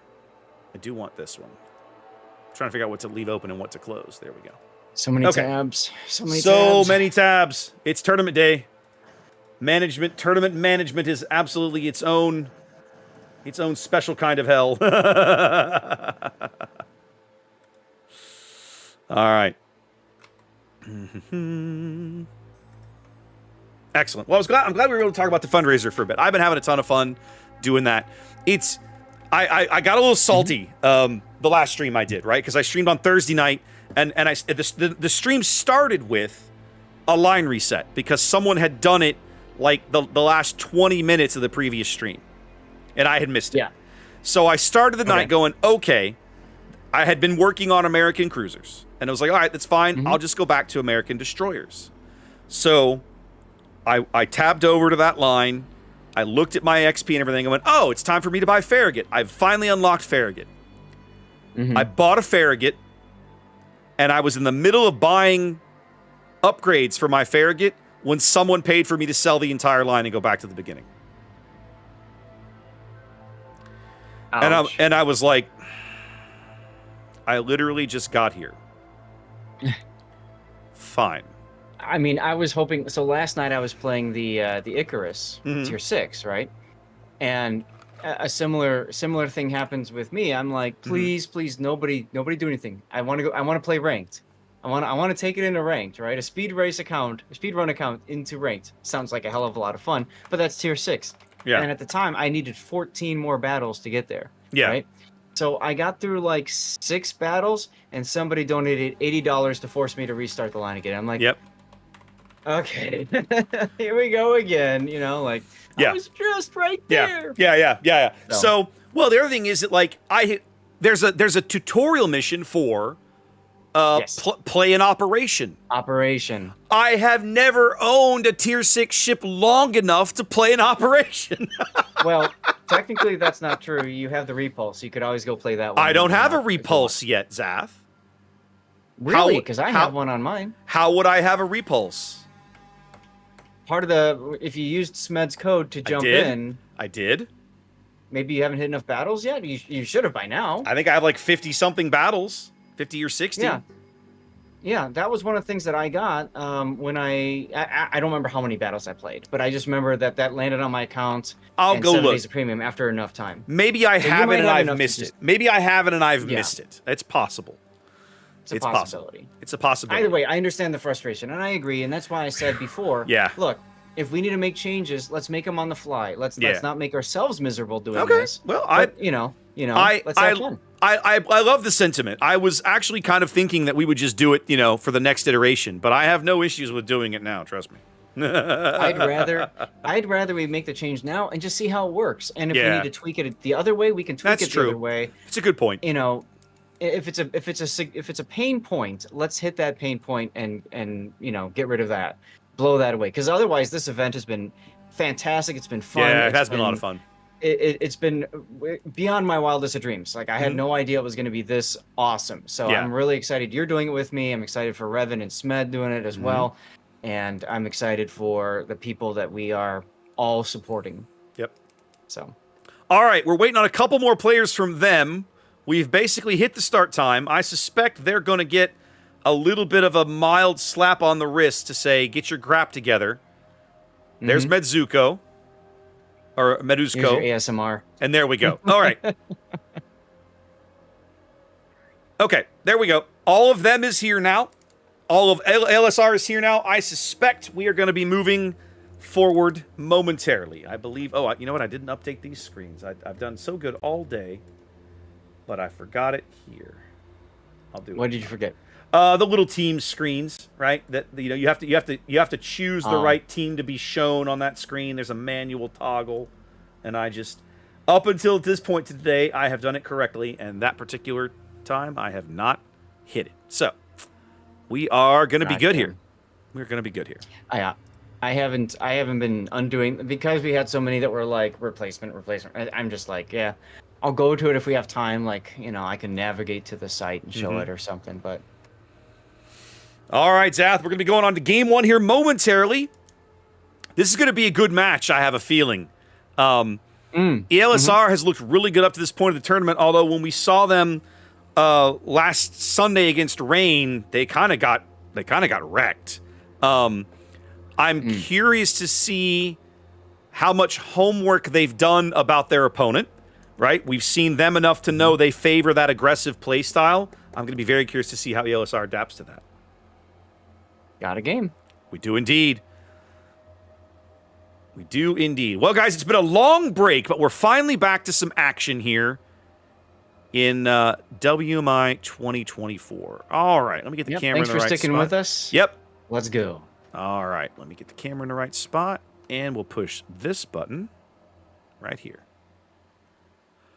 All right, ladies and gentlemen, boys and girls, worshippers of all ages, welcome to our last match of the day. This is ELSR and them. We're down in the losers bracket, do or die match for both teams. Spawning here in the green in the foreground is ELSR, fielding Republique, starting to become a popular choice here as we get narrower, fewer teams left in the event. Ayase in a Novosibirsk. Actually, let's have a quick look at these builds. What is Republic doing? Reload, some survivability. Yep. Novosibirsk there. Yep. Reload and top grade gunner.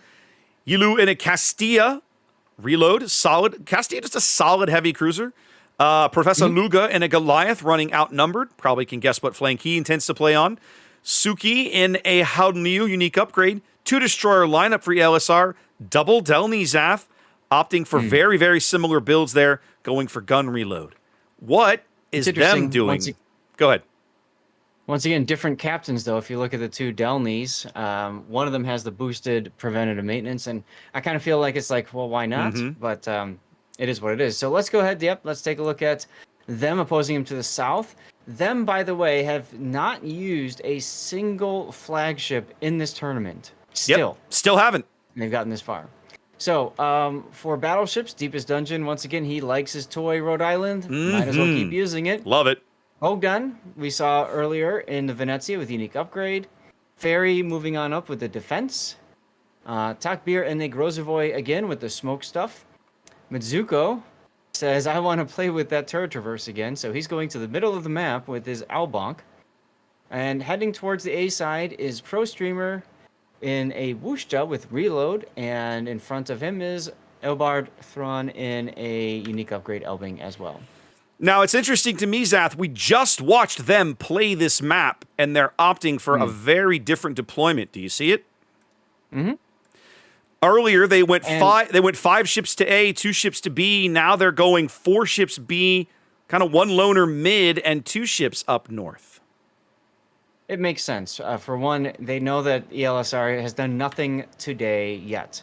So they've got nothing but time to catch... either us casting or somebody else casting the games. They even have the replay files. They can look at the builds that these guys were using. Mm-hmm. They've got the replay render tool. So they have a lot of information in front of them. So True. them is absolutely not going to be like, okay, we're going to do the same thing you saw us do earlier. So I like the idea. I do too. ELSR, for the moment, playing back off the A-cap, opting to send the Delnies out to, Castle Island up here, let's say. This island up in B2, one of the big features of the map. Very strategic, very important if you're trying to control the A-cap here. Sorry, I'm having fun playing with the drawing tool. I've wanted this for years, Zach. For years. Yeah. Well, and this map particularly is helpful for, drawing whatever you want wherever. So it makes perfect sense there. And especially at the beginning of the game, there's really nothing really to talk about. So. Both Delnies have conquered that island at Bravo 2, and they're like, well, where the heck are they? Well, now what? Exactly. Right, exactly. They're going to see, I think Ziyang's going to maybe sniff out a little of these torpedoes falling astern of him, so he's going to know there's somebody lurking around. The Elbing smoke back here, obviously indicating that somebody was around, but at the moment, nothing doing. Very calm early game, 3.5 minutes in, as them slowly kind of making this push along the bottom edge of the map. I'm curious to see what looks like they're going to run the defense along the inside track. The Elbing gets spotted on Novosibirsk radar, going to draw some fire from the Howden Liu and some bombs there. Zuko just backing up a little bit. Yep. Easily able to dodge those bombs.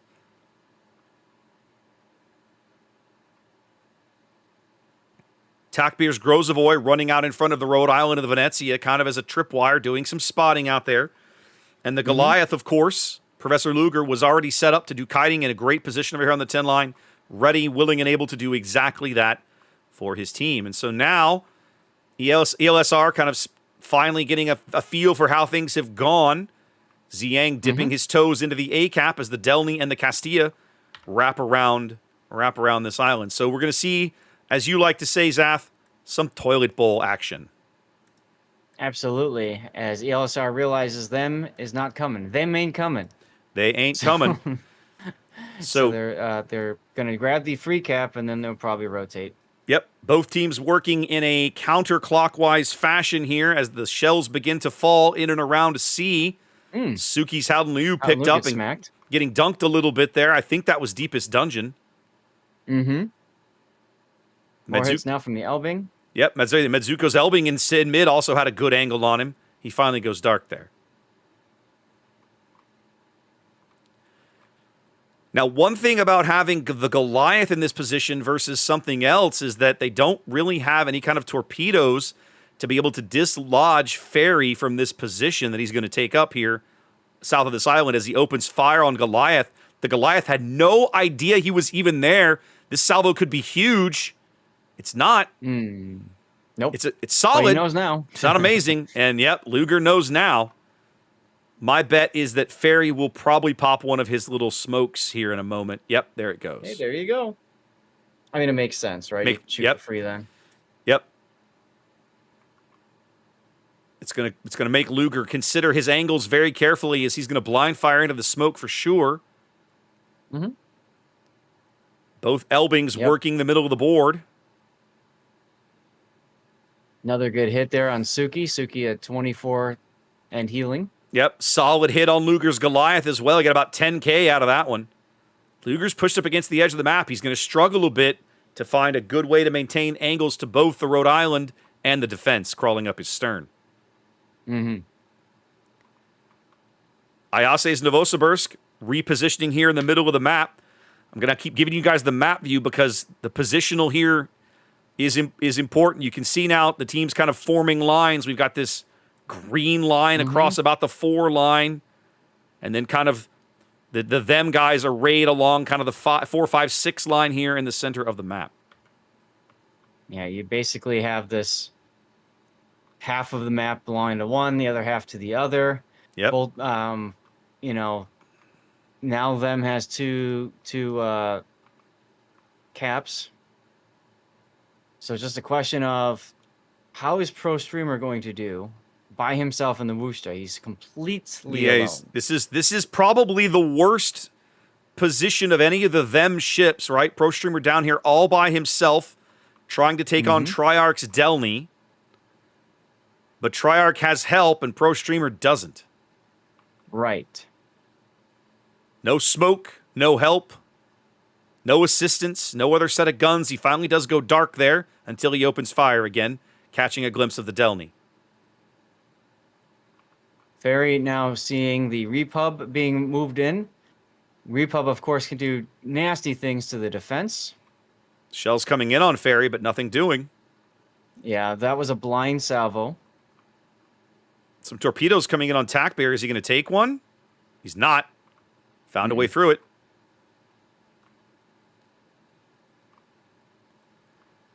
So now we're getting some better smoke here. No, I thought Eobard was laying smoke in there, but he didn't. Some of the blind fire from the Repub does actually land home there. It's a good point. He might as well have done it. But he's got 2 left, so maybe he's thinking he needs it for himself as he spots Ziyang's Delny. Pro Streamer down to 1,000 HP and burning. He'll be out in moments. He catches a glimpse of the Delny with his final moments. His last few salvos going down range here. He's going to get a little more chip damage out of the Delny, but the LSR is going to claim first blood here back on the 1 line. Notice that Deepest Dungeon has now been rotated south in the Rhode Island. Yep, they're going to have to do something to receive this inevitable push that's coming down now moving in from the 2-3 line, of course. Mm-hmm. Oh, big hit on Ferry. Ooh, Repub finally coming up aces. Yeah, Ferry was pulling forward, trying to get the shots on Ziyang's Delny to get the kill. And now has to deal with a whole lot of pain. So they've pulled Medusko's. Oh, Ferry getting dunked again. You got the smoke. Use the smoke. He needs the smoke desperately. There it is. He needs to break the LOS before he dies. He manages to bounce some of that Repub stuff off his deck. Feels like they should have maybe rotated in one of the destroyer smokes and given him a little bit of a break there from his own, but we'll see how long he can hold. 40 seconds to his next heal. Now, meanwhile, ELSR just circling the B cap. Look at them. Yeah, I was going to say, we're going to see some drama back at B here. They pulled Medusko's Elbing back. They're going to put up the Novosibirsk radar for info. That's going to tell them where Medusko and Dungeon are. As the LSR starting to push into the B cap, they are still down points, 40 points down. But going to make a big play here. They are up on health. Ferry almost dead. There he goes. Big kill for ELSR, up 2 ships. Small lead change there as Triarch going in on Medusko as well. Novosibirsk, Ayase continuing to push south. Slowly looking to set up by this island. A952 did take a torpedo, but he kind of just shrugged it off, whatever. He's looking pretty rough back there, Zath. He's a minute away from his next heal. They have to know that's it's going to be a while till his next heal, and they can pick up that kill. They have to know. Well, but how do you get something with guns on it? I mean, all you've got is Bogdan's Venezia. He makes the Inky. He starts shooting with the plane up. It's going to be tough. They're going to have to rely on one of these torpedoes to come in. And no. Whoa. A952 does a brilliant dodge, but he's burning. He's going out right here. Big kill for them. They needed that. Flips the lead back. Yulu steps onto B with the Castilla as Triarch and Medusko are going to have a duel. Somebody's going down, and it's Medusko. It's Medusko, yeah. Back to a 2-ship lead is ELSR. Deepest Dungeon bringing in the Rhode Island. Check this out, Zath. Is he going for the drive-by? I bet he is. I mean, at this point, you kind of have to, right? If you're Ayase, you basically have to go for the ram here, I think, and just take the trade. He does get the big citadels. Oh! But he can't get the ram off in time. Deepest wipes him out in a single salvo. But he goes down to the Castilla. So not a trade, but certainly not what them was looking for. No, but I'm entertained. I'm entertained. That was impressive, Zath. Suki's going to go down to torpedoes right here, I think. Yeah, oh, yeah. 2 in the stern.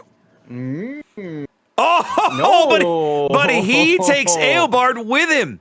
Wow. He doesn't die. Suki's not dead. Them, you know, one of the things I love about watching them, Zath, their response to being down on points is everybody push W and go find something to murder.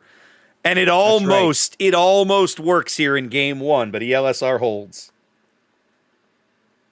ELSR does indeed hold. What a Rhode Island salvo, just demolishing poor Ayase. That was a thing of beauty. That was brutal. And yeah, if you missed out on Rhode Island before, make a note. Oh man, when that shows up again. Oh man, that ship is ridiculous. I am having such fun playing mine. She's a great ship in rank. Well, last season ranked was tier 10, right? So once you got to silver, at least, I had so much fun playing that boat in tier 10 in rank. So much fun, just ridiculous. So here's an interesting question for you. At this point, them is risking elimination. You think they'll finally bring a super ship or a flagship? At this point, yeah, I'm wondering. What do you got to lose, boys? I mean, you can kind of get the feeling that they've wanted to be able to say, we're going to play without the need for one of these ships that are identified as powerful ships. And we're going to find a way. And so far, they've done quite well doing that only. So I wonder if that's a pride thing at this point. If they're going to continue that, or if they're going to say, you know what, we might need to kind of dig a little bit deeper down into something that we can just kind of wow everybody with. All right, Zath. So let's theory craft for a minute. I put up the point value screen. Okay, the ships highlighted in gray are flagships. Up to this point of the event, them has never fielded a single one of these ships. But now they are one game from being eliminated. So now, like you say, why not? You're going to Islands of Ice, Zath. What ship on this list, or possibly what ships do you take? Because you can take more than one if you can find points value for them. What do you take? What do you prioritize? On Islands of Ice, I prioritize the ability to maneuver and relocate. So I would, from the battleship category, Patrie, absolutely. Okay. From the cruiser category, when I made the comment before, when in doubt, take Des Moines. Why not take better Des Moines? I think that's a valid choice. Yeah, and I don't know that a Zorky is that big of a deal as a destroyer. So I would probably look at one of those two. I don't think I'd take Zorky. I think Napoli has some value on this map. I think, you know, you highlighted Patrie, but I got to say, Zath, we watched a team, and I'm going to have to go back and look who it was. Back on day 1, we watched somebody play Islands of Ice. It was Resin and Bonks playing Islands of Ice. And Resin brought on that map, they brought a Vermont and let him hang out in mid, and he absolutely dunked on Bonks. You remember that game? Yes, I do. So we have seen Brick Smash. I would be curious to see them bring a Brick. It would not shock me because Brick Smash, right? I think the Annapolis pick would be good. I think Conde would be a good pick. You talk about the need for repositioning. You know, the cap configuration on... Oh, I've got the map set incorrectly. The cap configuration on Islands of Ice also plays a factor here, right? Because this is like ranked cap configuration Islands of Ice as opposed to regular domination. Yeah, I'm going to be really curious to see how they respond. And they may just tell us to go pound sand and do none of the above, which would be also entertaining. Yeah, I'm just I'm excited to see what them brings to the table. Yes, very. Because they are absolutely not out. No, not remotely. We've seen them do amazing things before. I'm going to be really curious to see. The stream is just about to catch up to the close pass. I want to see chat's reaction to this. I'm watching this right now. I just told my people clip moments coming up. Oh. Wow. Looking at that again, it's just as brutal the second time as it was the first. Yep. Oh, man. Oh, man. Crazy. I hope somebody clips that. I have to go back and watch that one. I may go clip it myself. That's a good one. All right. Okay. Well, we know we're going to Islands of Ice. Don't forget to run an ad roll. Sneak one in here before you lose the chance. Thanks. Yep, I did so. Excellent. You got it. Good. And I don't. They were told 5 minutes. I think we're going to be right about on time. So I think in about another 2 to 3 minutes, we'll be on our way. For those of you, I mean, it doesn't matter. Most of you probably aren't hearing the ad roll, or hearing us during the ad roll. But part of the reason why we try to do more ads earlier is in case we have to run to another game, another whatever, pick up a game 3, for example. We might not be able to fit something in between. It might be literally a minute or less. You may recall King of the Sea when you and I literally rushed to another room and they started as soon as we had entered. We've done that before. So, and we'll do it again. my chat clipped it and the title was I Heart White Bars. Love it. Love it.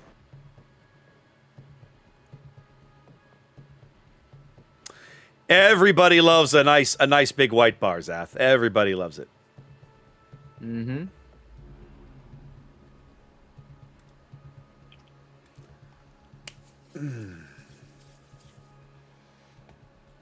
Some folks in my chat are basically saying, one of the guys is like, oh, I have a Rhode Island. I was like, man, good for you, because my chat has been kind of lamenting, when I bust mine out and play it, they're like, man, I wish I owned one of these. I had to get them to explain to me how you earned it. I didn't even know, right? And they're like, oh, is go this... ahead and explain, because I was going to bring that up. Well, apparently it was a bundle thing. It was one of these where you had to buy progressive bundles, and it was a random drop in the bundles, right? So you could get it cheap, possibly, if you were lucky, or you could spend a pile of money. Is that right? Yeah. Yes. There were some people that got it pretty early, and there were others that, it was expensive. And the hardest part when they do those events, and guys, this is something that frustrates me as a streamer, as an individual player of the game, is I like to know how much is something going to cost. And when you see that they do the loot box gotcha, whatever you never want to call know. it, mechanic, Yeah. especially like with the golden, whatever they called it, what was the tier The 9 thing the they golden just week thing released? they just did? The Chikuma 2. The Chikuma 2. Oh, or I thought you were going to say Sarugi, but yeah, it was Chikuma 2.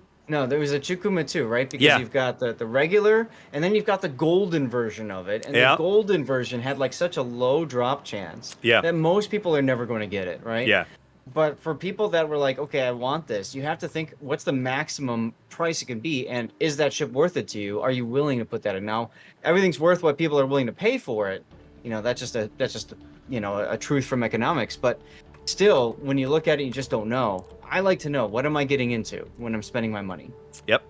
All $20. Yep. Valid questions, right? Really interested, like, hey, where are we going here? How far do how deep in my wallet do I have to dig to get this thing? And that's one of the thing about the random loot crate things, is that you never really know. So I the folks that I've talked to on my channel that have had success with those, basically they say, when it's a ship that I decide that I want, I say I'm going to spend X amount, and if I get it, yay, and if I don't, bummer, right? They that way they don't get caught up in the continuing to roll the loot dice and see where they land.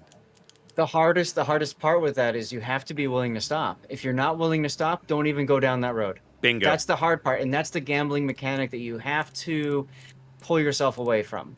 And you know yourself as an individual, so you go with what you know. We have dropped. We have, Zath. Let's get into this game. And, them sat there, heard us talking, and said, we don't need no stinking flagship. We don't need no stinking flagships. So, Zath, here we are. It's do or die time for them. What are they fielding? Let's go. Them's bringing with them all German destroyers, Z-42, Elbing, unique upgrade Elbing, of course, and that's Elbard. Medusko is in the Z-42. Misa is in the other. Nope. Looks like we've got a restart. So let's go back. Let's go back to this room here, and we'll be back to that in a moment. Yeah, we'll bring it to you guys momentarily. Restarts do happen in the tournament. Yep. If a team calls for a restart, that's typically a disconnect or a crash. Oh, no, they Rules had the are wrong cap everybody layout.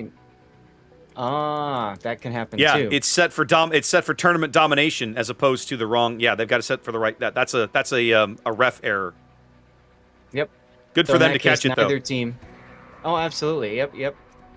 So neither team is essentially charged for this. Like football, no. you're charged a timeout or whatever. So you can still have a team call for a restart if needed. Yeah, That's cool. this would be the equivalent of a technical tech timeout in the NBA or something, right?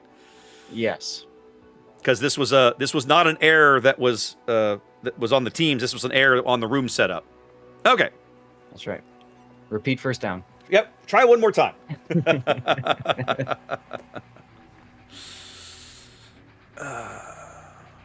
Holding offense, 5-yard penalty. Repeat first down. Bingo, bingo, bingo. Bungo. Bungo. Have you played the bungo that much, Raptor? I don't even own a bungo, Zaf. I am still stuck on whatever the 8 is. Yumahari, I think. I have not played that line very much. Yumahari's guns surprised me the first time I think I played it. I think I smashed a hipper through the bow a couple of times for like 20K, and I was like, You can do whoa. I didn't think... Well, I'm not used to them being that accurate. It's a Japanese battleship. I'm not used to Japanese battleships hitting what they aim at, right? So that was a little surprising to me. You have to get in the habit for that line of when you want to hit something and you want to not miss, popping your plane, like so that you have that extra. You get that little bit of extra oomph. Yeah. You get that extra tightness of shells that way. So Yeah. you have to get in the habit of that. Whereas other lines, you pop it as you need it, and it's like the Japanese is like, I'm going to shoot somebody, pop the plane up. You know. Yep. I really want this salvo, so let's make it count. I remember a couple of years ago, God, now it's probably 3 or 4 years ago, when Wargaming released the Research Bureau, and they gave everybody ×2 on each line that they chose to reset. So, of course, you know me, I reset them all. Oh, yeah. And I was speed grinding through them all, and like playing Miyogi and Congo again after years of never touching the Japanese battleships because I couldn't hit crap with them. And suddenly I could hit crap with them because I knew how to aim and lead properly now with all the experience of years. And just smashing things, oh, it felt so good. Okay. I have never cared for low-tilt battleships. Even knowing how to aim, they can't hit crap when I drive them, so I just don't even bother usually. Yeah, Miyogi and Congo are exercises in frustration. If you don't know, when you get to the Fuso, you're saved because of the Japanese shotgun. Just because it's a Japanese shotgun, you're going to hit something. All right, Zath, game's dropped. Let's try again. Let's try again, this time with feeling. This time with feeling as we head back into game number 2. Zath, their backs against the wall, have opted to skip flagships yet again. What are they fielding? Yeah, well, I'm curious to see what they do with the ships they brought. They've got Medusko in a Z42, Elbard in a unique upgrade Elbing, Misa in again a Z42, Dino is in a Goliath, Pro Streamer, having played Wooster last game, says, I don't mind that, but please give me a smoke. And so now he's taking a Jinan with all the torpedo stuff, including Pack-a-Punch.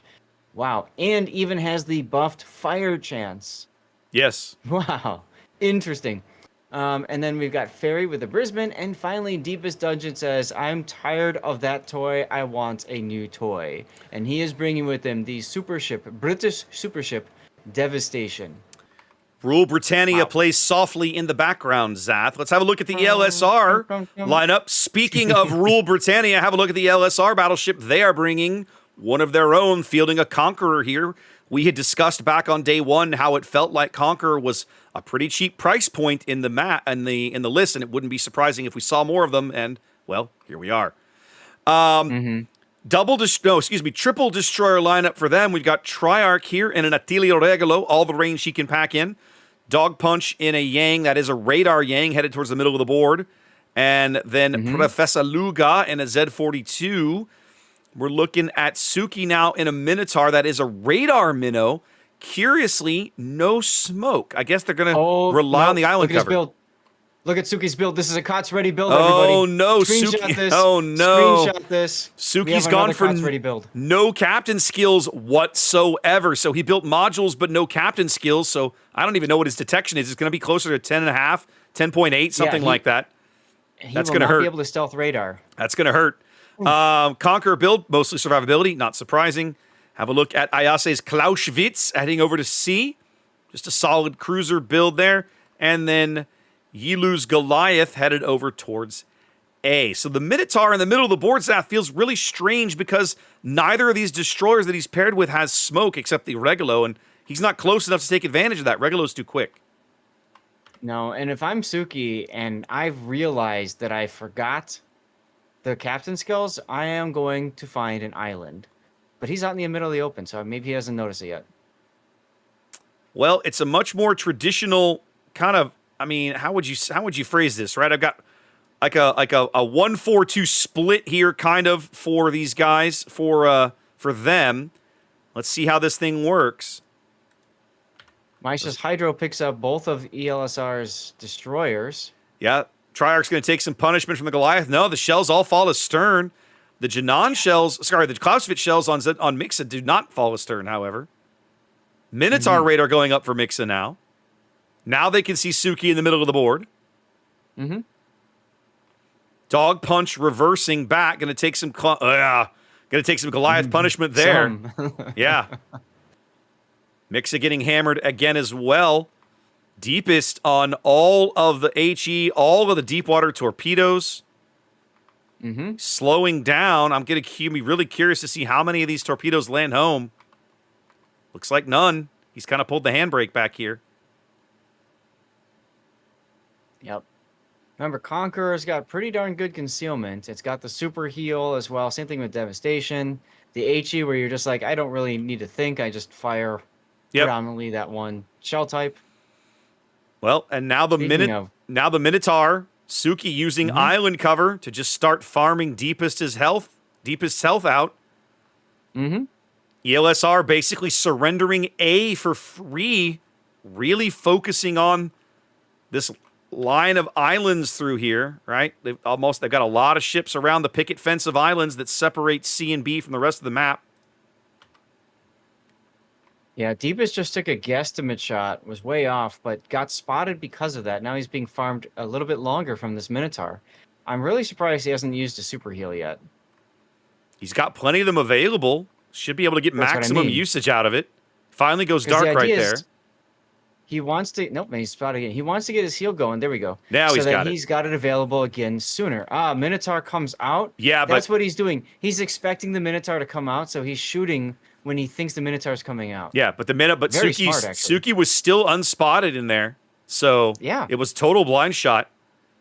Deepest going to get back a bunch of HP, but catching another fire there.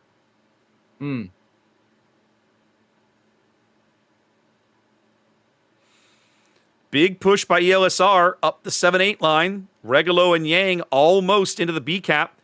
Mixes long-range Hydro about to run out for a spell. Clausewitz trading blows with Dino Gaming's Goliath over here on the 10 line. That's Ayase. Yeah, and I mean that's a fight Dino wants to take. Absolutely. Well, if I'm Ayase, that devastation is in a terrifying spot. The AP salvo could just ruin him. He takes an AP salvo at Triarch instead and comes up empty. I think he was blind firing in the Regulo smoke. Deepest is continuing to do that. I think he's trying to just get that one hero shot that impacts the game, but just shoot at the one guy that you know you can hit. Deepest dodged a bunch of deep water torps earlier, but he's not going to be able to dodge this salvo coming in. He's going to take at least two of these. Big hits there on Devastation. The British battleships do not like torpedoes. As now the Yang, that's dog punch into the bottom of B. Oh! Look at that white bar. Suki getting dumped right through the bow. Really surprised to see that. I'm surprised he allowed himself to get spotted. Pops a heel, tries to duck into cover, but the Goliath AP coming in now. Nothing doing. Yeah, unfortunately for them, they're not able to convert this into a kill. Big hit nonetheless. Yep. And Suki has far less heal ability moving forward. Deepest burns heal number 2. As the Yu Yang radar looking for Mixa in this smoke, gonna pick him up right about. He's staying just ahead of it, almost as if he can see the line. Well, when you know the range, you just play around that range, right? Yep. Take a blind fire at the Regulo. Coming up empty. One of the best Regulo games I've seen in a while, watching Triarch work in tandem with Dog Punch. They're going to get the Minotaur, Zath. Minotaur's going to burn out right here. Yep. First blood going to them here in game 2. ELSR pushing hard, picking up the B cap, but unable to keep their COTS ready Minotaur on the board, Zath.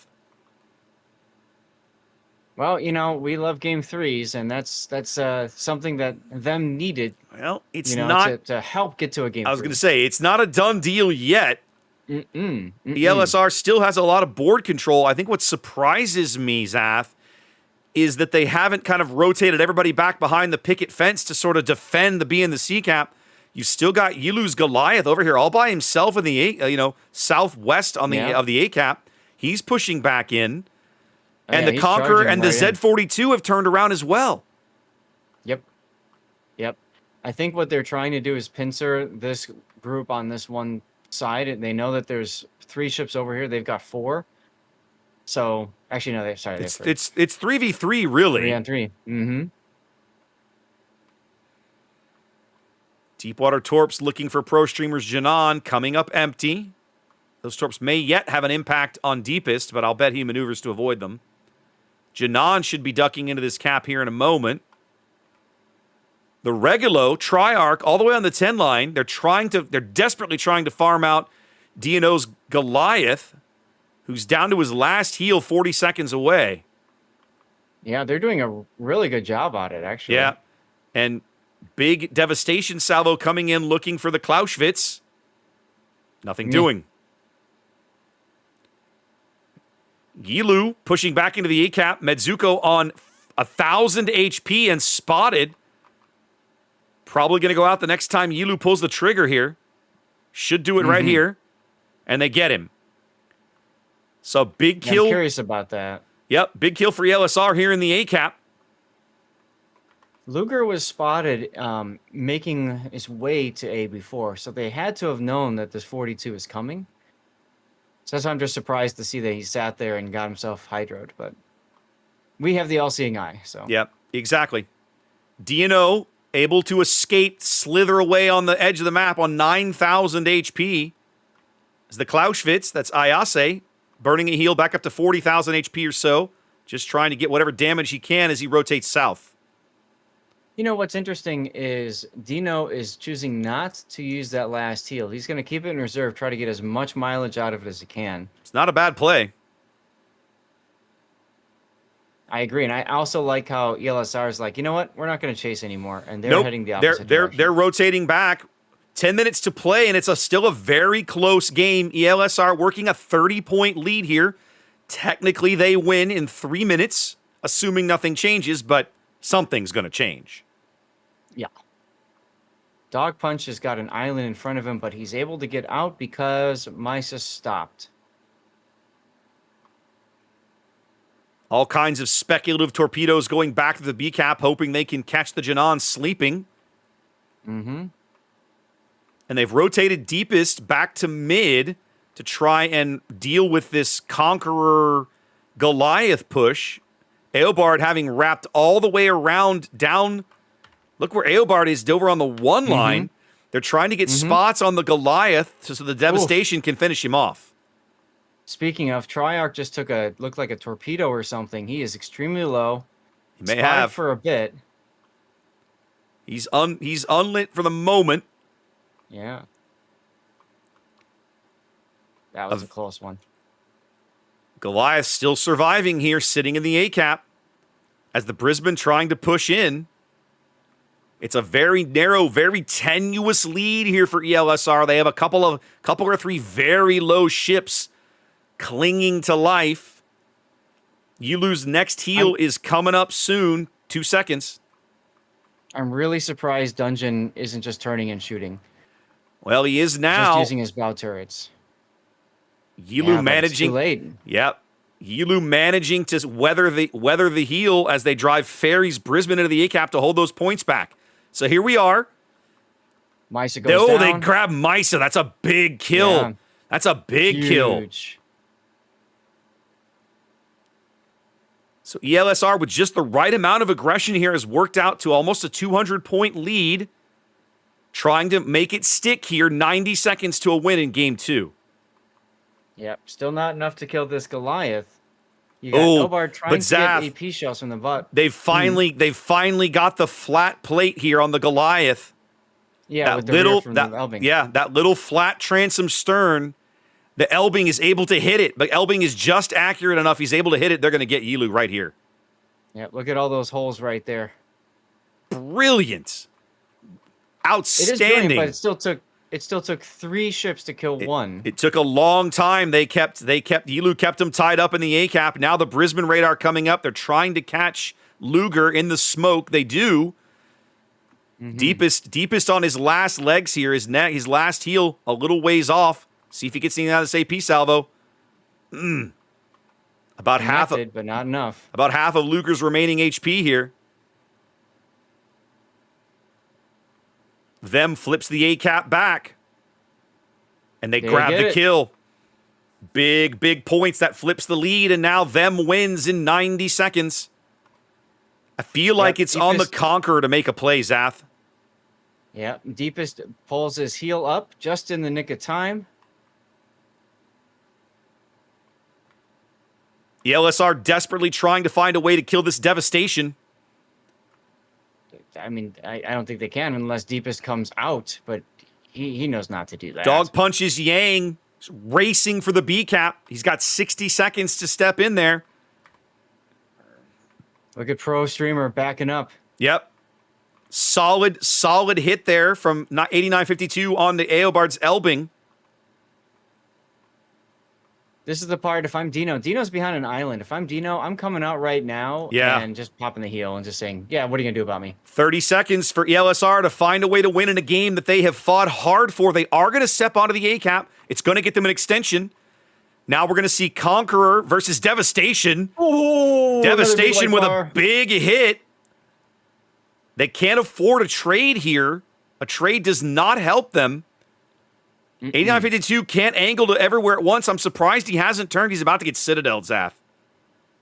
Yeah, I think he knows it. 17 seconds to go. He's about to get Citadel right off the board. Is it going to happen in time for the Yang to step onto the cap? He does. He dies, and that's the game. Man. Woo! Wow. What a hard-fought game. But Them comes away with the win to force a game 3. Woo, game 3. Wow. That's a hell of a series. Yeah, this was very back and forth. To cover. So much back and forth. I don't know about you, man. I kept on moving the camera. Oh, you can't keep up. What's going on there? You love matches where there's action in every theater and you just can't keep up. Those are almost always really, really good matches. Right. Oh, and then a lot of times you have the player that made something big and they're like, you didn't catch me over here. It's like, sorry. There's only so much one camera can catch, guys. You know?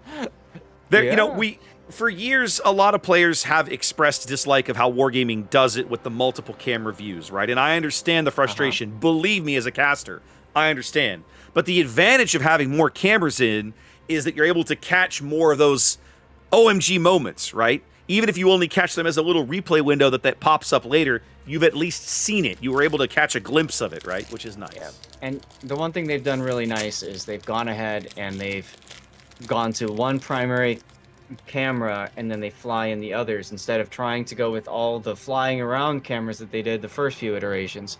But, you know, it takes a while. They got the feedback. They adjusted on that feedback. It may not have seemed like that, but Raptor and I both know because we were some of the first people to help give them that feedback at the start. So, you know, and then you had the server split and everybody has to relearn how to do it all again. We got there Raptor, in the end, right? It took a while. Go ahead. Yeah. Take a look at the tournament page right now. Okay, Something very interesting just happened. Actually, two very interesting things just happened.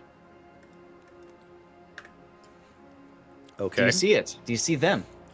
TWA lost the first game to Rain. Yeah, they did. Interesting. And TSYMQ has punched Vor out of the tournament. That's it. That's right. 2-0. So a China team has removed the remaining Asia team out. 2-0. No Asia teams in the top 4 now. One China team guaranteed a spot in the top 4. And then, of course, right now we're looking at EU versus NA, looking for that last spot in the top 4. So we'll have to see how this one comes out, because this is a really good match. This is a very good series. I wouldn't be surprised if we start seeing people filter in, since we are at a game 3. So chat, you know what that means. Do what Raptor's doing. Grab a snack, get up, go do something right now, because it's going to be a little bit. Okay? Just putting that out there. But huge thanks to everybody for tuning in. Yep, they may yet end up holding this game. It's been a blast. It's been a good day. They may yet end up holding this game. That's what I mean. Yeah. Yeah, I wouldn't be surprised if they do, frankly. No, me neither. So, we'll see what happens. Man, if Rain 2 owes TWA, woo, that'd be interesting. Push an ad roll while you're thinking about it. Good idea, thank you. And you know what? I'm gonna go and I'm gonna hit the bathroom. I was gonna say something else, but I'm gonna hit the bathroom. Okay. You do that.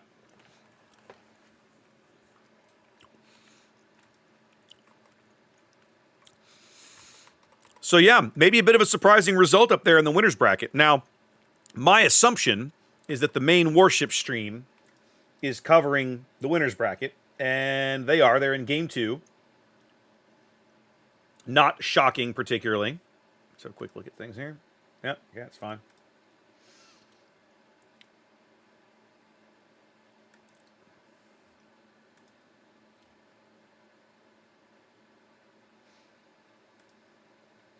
There is another code here that they have posted. I'm going to share that in my chat. Let's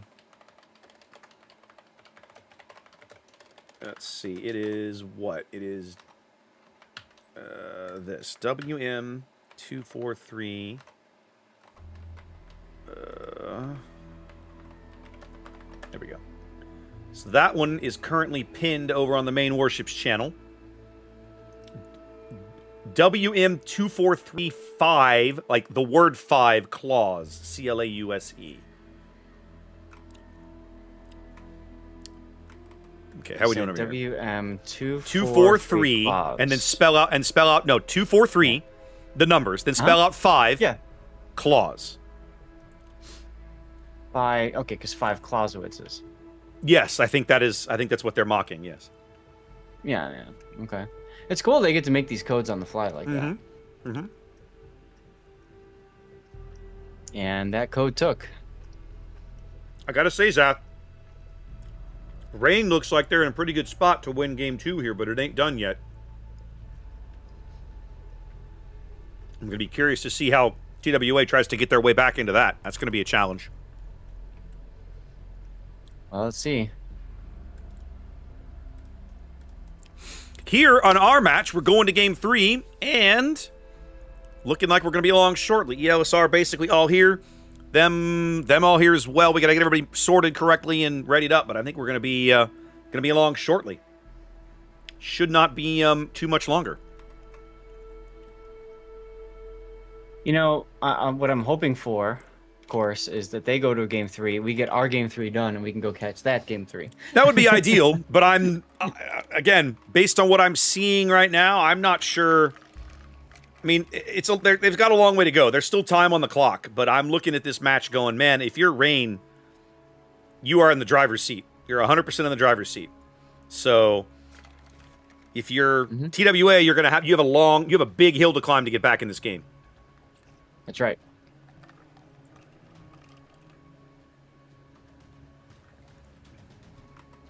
We'll see if they can manage it.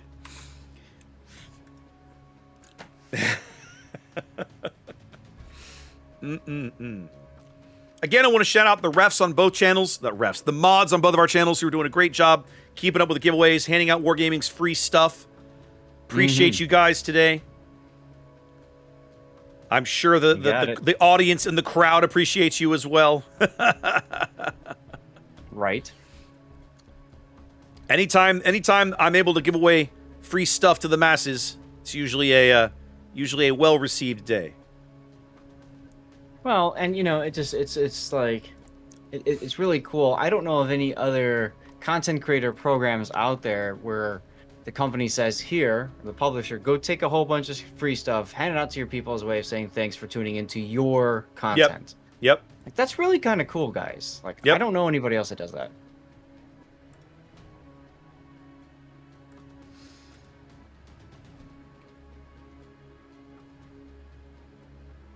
I'm still looking at this Rain TWA game, and I'm like, Rain's got a 100-point lead, and now there's 2 minutes on the clock. And I'm just kind of going, I don't know how they think they're going to get out of this one. Okay, I see now. TWA has worked a ship in towards one of the caps they don't own. Let's see. Yeah, they're going to get the A cap in a moment. Actually, they got on the B cap too. Okay, they're going to touch both caps. They're on to both caps now, so they're definitely keeping the pressure up. So good on them. They're going to be able to got detected though. They're going to be able to force Vile off the B cap. And Striver. And they can see Striver, so we'll see how long he can weather the pain there. Striver, last weekend when you had to leave, we caught TWA game 3 of, I don't remember who that were playing against. I think it was Rain.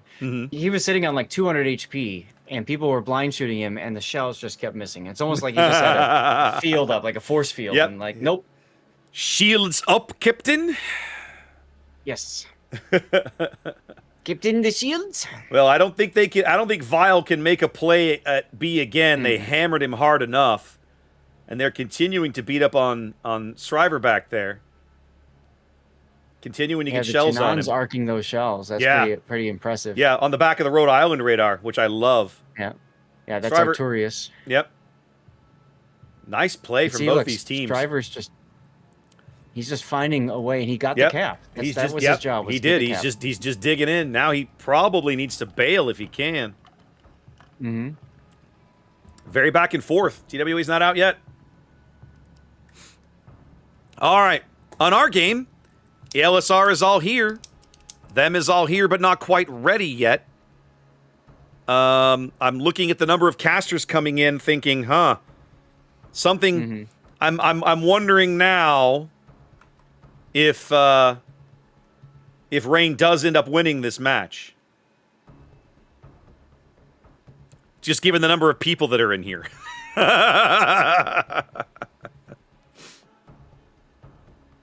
I'm going to ask it in the training room because obviously they would know. Yeah. They say yes. So there you go, Zath. You were asking. Rain does TWA there in the winner's bracket. And so now we are sitting in the last game of the day. This is, of course, going to be the last game of the day, both for us and for the entire tournament. We'll be back tomorrow. Same start time with all of the good stuff. In fact, that reminds me. I'm going to go change my outro screen right now before I forget. And if y'all haven't gotten your drops, I'll be keeping my stream going, doing some after-party shenanigans with the speed run, and hopefully you'll be able to get your drops. But if you don't, look, at this point, you got to figure out what's not working, and you got to figure it out fast, because tomorrow is the drop that you want. Indeed. So, putting that out there. Yep, 100%. All right, everybody's here. Looks like we're going, Zath. Okay. Interesting that they're going to leave the official cast out of this one, but whatever. Did they actually drop? Oh my God, they dropped. They dropped. I didn't see any of the camera work or any of that stuff come in, so I'm just like, all right, here we go. We're going, baby. They might have decided that they want to just kind of be done. It's fine. It are what it are. All right, Zath. I'm going to get the camera positioned here. Let's see. Bam. Reversed. Indeed. All right, Zath. Once again, them in green. Talk me through their lineup. What do we got? All right, them in green. This is tied up. We have Takbir and a Yu Yang. That's a smoke Yu Yang. Mike said this time he's in a Tigolo Regulo. He's like, hey, you know, I kind of liked what I saw them do over there. Can we use that this time? Medusko is in a Grozovoy. Dino in your favorite Yoshino. And Obard is now in a Nevsky. Our first time seeing Nevsky in quite a while, Raptor. I'm kind of surprised about that now think about it. Bogdan in another Yoshino, folded 1,000 times. And finally, Fairy is in a Radar Manitar. Indeed. Well, Zath, I'll be curious to see what ELSR makes of this lineup. They are also opting for a triple destroyer setup. Starting here on the left with Ziyang's Delne. Looking at pretty typical build, nothing exciting there. Luger in the Regulo. Double range. Triarch also in the Regulo, double range, paired up with IASI's Henri Quatre, reload and top grade gunner. That's our triple element going to sea with Suki's Moskva. Indeed. Unique upgrade Moskva. You lose Castilla headed over to A, backing up Ziyang's Delny, and 8952 in the battleship again, bringing in Ohio, looking like he's going to hang around mid, I think. Yeah, that's what you typically do in a battleship on this map. Looks like we're going for a 3-4 split up top and a little more unconventional 4-2-1 split down at the bottom. Yeah, so it's gonna be interesting. A lot of times the battleship will like to hang out, do circles in the middle southern part there. Gives him the flexibility to head north if he needs to, or to head south or whatever. So, that makes perfect sense. Meanwhile, we've seen a lot of teams like to try to push their way up the 9-10 line, and it just doesn't work out a lot of times. So we'll see what they do this time, because that seems to be where they're going to push it. We'll see. We have seen it work, Zath. Excuse me. I think back on day 1, we saw a team successfully do it. Delny. And meanwhile, go ahead. Sorry, go ahead. Well, Delny grabbing it, but you can see the other side is going to work their way to the flank. They know they want to get shots in on that safe part of the island. Although these days the meta is to stay at the bottom of the cap, which is exactly what the Delny's doing. Yep. Ziyang going to hang here, pick up points on a cap that they know they cannot hold. Their whole goal is to grab it, steal some cheap points, and then kite away. Buy them some time, buy them extra time, slowly build a lead, because they know eventually they're going to surrender the A cap while this A9 line push presumably materializes, assuming that's what this is. So what we expect to see is something like this. I'm drawing too. I just drew a bunch of smiley faces. Yeah, look at you. Look at you. Right? Because the Grozavoy, Minnow, and Yoshino up here around the B cap are set to receive a push. Oh, yeah. They already sussing it out. Yep. And we're sort of expecting something like this, while this group down here, sort of receives and retreats as well. So they're just looking to get some free points out of A while all of this develops. Right. Now, we got the radar from the Moskva banging away. Nothing. Seeing nothing. Coming up totally empty. It's going to be interesting to see now. With that information, I guess you would just tell your group on the 9-10 line, like, go, right? Like, there's nothing to worry about. At least the big thing they're looking at, and you can see the torpedoes too, is they're thinking there's going to be a radar or something cruiser right on the Delta 8 side of that big island, right? Like a Minotaur or something, but they don't see it. Yeah, no vision.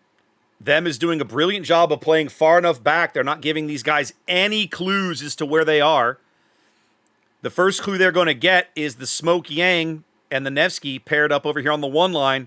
They're going to try and catch out this Delny here probably in just a moment, I'm betting. Yep. Meanwhile, the Regulo is going to go and say, oh, look, a cap. Ooh, a piece of candy. Yeah. They catch a glimpse of the Nevsky. One salvo goes in. There comes the Yang smoke. Ziyang now turning away, realizing he's caught inside the Delny's radar bubble. That radar's not up yet, though.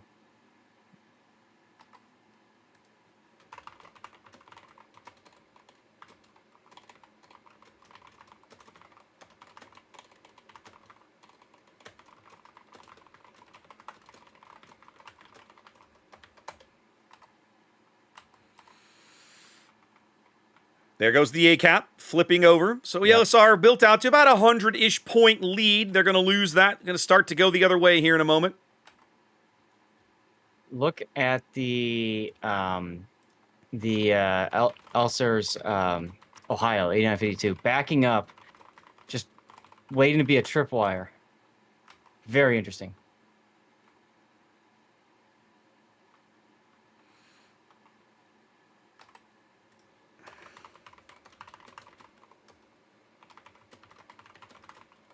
Damn it.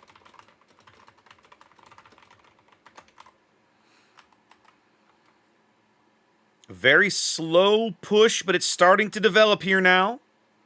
Can start to see the Regalos, the Henri, the Moskva converging on B. The Yoshino here in mid. Now they got to look at Takbir's Yang, or he took a torpedo. He's taking some damage. Delny and Castilla, I'm expecting to continue retreating. Let's see how this goes. They can see the Moskva now. They've got eyes on Suki. Grozovoy ready to smoke up Ferry's Minotaur. They're just lurking together here.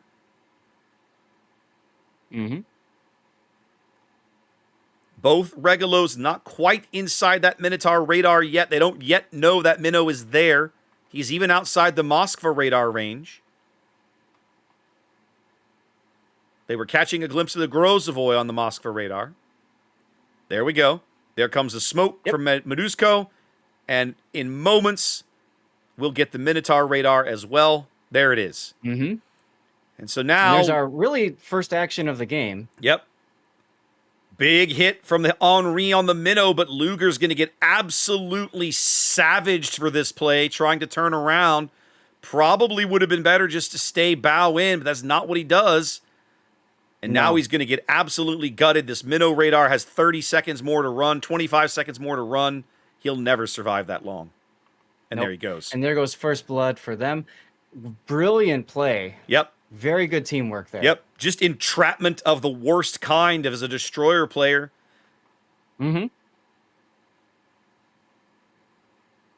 going to sneak away, but them able to successfully defend the B cap with a kill and retain control. And so now you have to wonder, ELSR, what are we going to do? It looks like they've made the decision, Zath. They're pushing 8952's Ohio into the A cap. I mean, it makes sense. Like, all right, you've just lost a ship on the other side of the map. They were obviously ready to receive. Yeah, and you've got this battleship. Like, you paid for the battleship, get some use out of it, and that's what they're doing. Yeah. And it makes perfect sense. It does. The Regalo and the Henri can always retreat back, probably, and just bail out of there. They can see the Ohio coming now. Ooh, Aelbard taking a good salvo. Aelbard's got radar ready. He would pick up the Castilla and the Delny if he wanted. Is Ziyang going to push the cap or not? I have to wonder. Mixa, an Regalo, Bogdan's Yoshino coming back to kind of receive this ELSR response. We're 2 minutes from a them win here in Game 3. In what's been a really, really harshly contested series. Absolutely. Absolutely. Very, very slow start to this game, but Yoshino I have a AP. feeling that's going to change soon. Yep, Yoshino AP going in on Castilla, nothing doing. Yudo pulls the handbrake and dodges most of it. As now the Ohio steps onto the A-cap, doubling the amount of time that ELSR has to try to get back into the game. Triarch now onto the B-cap. Inside Ferry's radar range, but Ferry would have to... Yep, Ferry's radar does go up. They're going to pick up Triarch. The Moskva has moved. Moskva would have had brilliant shots on the Minnow. Right now, they're just using the Minnow. Yep, they're going to let the Grozovoy do the shooting until the Minnow's in smoke. They're going to push Triarch back off the cap. Yeah, for a while, that was no point tick for them, which was very important. Triarch backing off. He'll be back, though. The big thing is, look at A. You got 8952 coming through. Takes a torp for his trouble. Yep. Is he going to be able to work his way through? I feel like ELSR needs to bag a kill somewhere. It feels like they're going to need the points or the health. They still technically have a small health advantage, but all of it's focused on the A side of the map. The Ohio now in to a bit of a mess here. He's weathering it okay. And because he's in Ohio, he's only got to wait 35, 40 seconds for his next heal. They are going to pick up the A-cap. I don't think them can stop that at this stage. It's the constant resetting that's happening now. The Castilla is getting all the points. Ziyang just got reset. Yeah, it's coming out of the Castilla at this point. They're trying to focus the Ohio. We're going to have a Moskva Yoshino close pass, Zath, I think. Check it out. They've brought Suki's Moskva across the middle of the board. I'm looking at it. Now, this Yoshino... is not a pass that Suki wants in the Moskva. No. Yoshino has really, really good torpedoes and good torpedo angles to use them. Moskva's trying to knock out his turrets with AP, but Bogdan has pulled the handbrake as well, Zath. Well, yeah, because 8952 is already looking. Well... Mizuko took a big hit over there. 8952 is looking. He's reversing now. They're trying to get this salvo on the Yoshino. They're farming the hell out of the Ohio. Pure chaos here, Zath.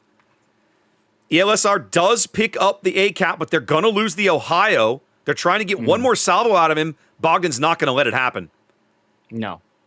It almost feels like both teams realize that this is it. Yep. 60 seconds here. Just shoots the island and hope that one shell will make it over. The Minotaur is farming out Suki. Suki goes 5 seconds to a them win, but they trade. The Castilla moves up and bags the Yoshino at the exact same moment. And so now the Castilla with shots on the Minotaur as well. Yep, he's kind of stuck. Yilu guarded from anybody on his flank. Bow into the Minotaur. Clear view of Ferry here. Mix's smoke is having to drive it. Look at Triarch going into B. Oh, Triarch taking on the Grozavoy. This is a terrible position to be in. There's no way he's going to smoke. He is going to smoke. Is it going to work? 600. No, too many shells in the air. 13 health as Triarch steps onto Bzath. Wow. And just like that, they cut off all of them's points gains.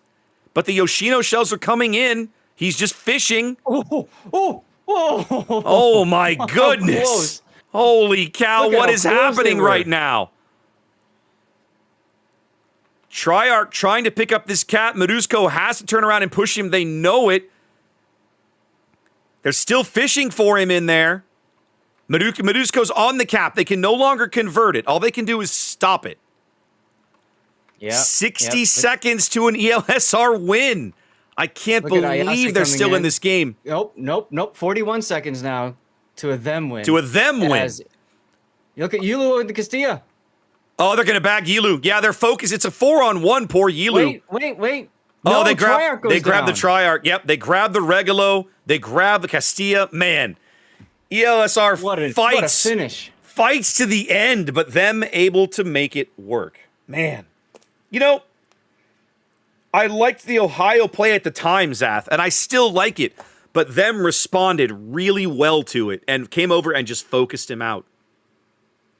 Incredible. I mean, just a what a great game. Great way of dealing with the situation, and I love how 8952 was in position to receive, and it never came. Yeah. And he's just sitting there, and it's like, okay, at what point are you going to get your big, expensive, heavy ship into the game? He did, and then he didn't really accomplish much, unfortunately. It felt like perhaps, they waited a little too long to do something with the Ohio, right? But either way, a really, really well-executed game by them. That textbook assassination of Luger's Regalo, as soon as he touched that A-cap, they were there, they were ready, and man, really, really well played by them. They're going on. They are going to go on to the losers bracket final. No, not quite. We're in the losers bracket. They're going to face TSYMQ in our first match tomorrow as we head into the final day of Warship Masters Invitational. Yes. What a way to finish the day. That was solid. Absolutely crazy. You know what's funny too, Raptor, is I had OBS in studio mode, and when you press the button to change the scene, if you're in studio mode, it actually doesn't change the damn scene. So at the start of the match, I just happened to glance and I'm like, wait a minute, it's still showing. Oh crap! And so I went and I fixed it, and of course 5 minutes takes. And I'm telling people, don't worry, you're not missing anything. Like just no, there really wasn't. Because they weren't. It was very slow burn. It was just a whole lot of. It was a very slow start, and I'll tell you what, we got to fix just in time to start catching some of the main stuff. Good. What a finish. Good. Hell of a finish. What a finish. Hell of a finish. All right. Well, I think I'm going to hang it up for a spell, Zath. I know I was debating whether or not I was going to dive right into streaming or come back and take a break and come back. I think I'm going to take a break and come back. So what I'll do, I'll raid my guys into you because you're going to keep going for a while, yes? Thank you. Yes. Yep. Brilliant. That's the plan. So I'll raid my guys into you when everything ends here. Guys, if you're hanging out with me on stream, I will be back in a couple of hours. Zath is going to be doing some speedrun work. I'm going to come back around in about 2 hours and do some myself. So I hope to see you then. Otherwise, guys, we'll be back in the morning with more coverage of the final day of Warship Masters Invitational. Only 3 matches left, right? Final round of the losers bracket, and then TWA facing off whoever wins TSYMQ and them, and then we may yet see a rematch of Rain versus TWA. I don't know. We'll have to see how it goes. Yeah, it's gonna be exciting to see how that all works out. I'm looking forward to it. I'm here for it tomorrow. Yeah, good times. We don't have to sign up for anything. It's just There's only 3 matches. Through. There really shouldn't be signups. So. There's only one game at any given time. So yeah. Awesome. All right. I'm gonna go to my Be Right Back screen. You guys know I'm gonna have to cut the delay and stuff. So I'll go in the that screen, and then after a few moments of that, I have to cut the stream, and there's a whole process. There's a process. I have to disconnect my Ethernet to make this work, guys. So ridiculous. There is a process, however. So guys, we will see you in the morning. Zath, I'll be sending my guys your way in a moment, and guys, take care. We'll see you then.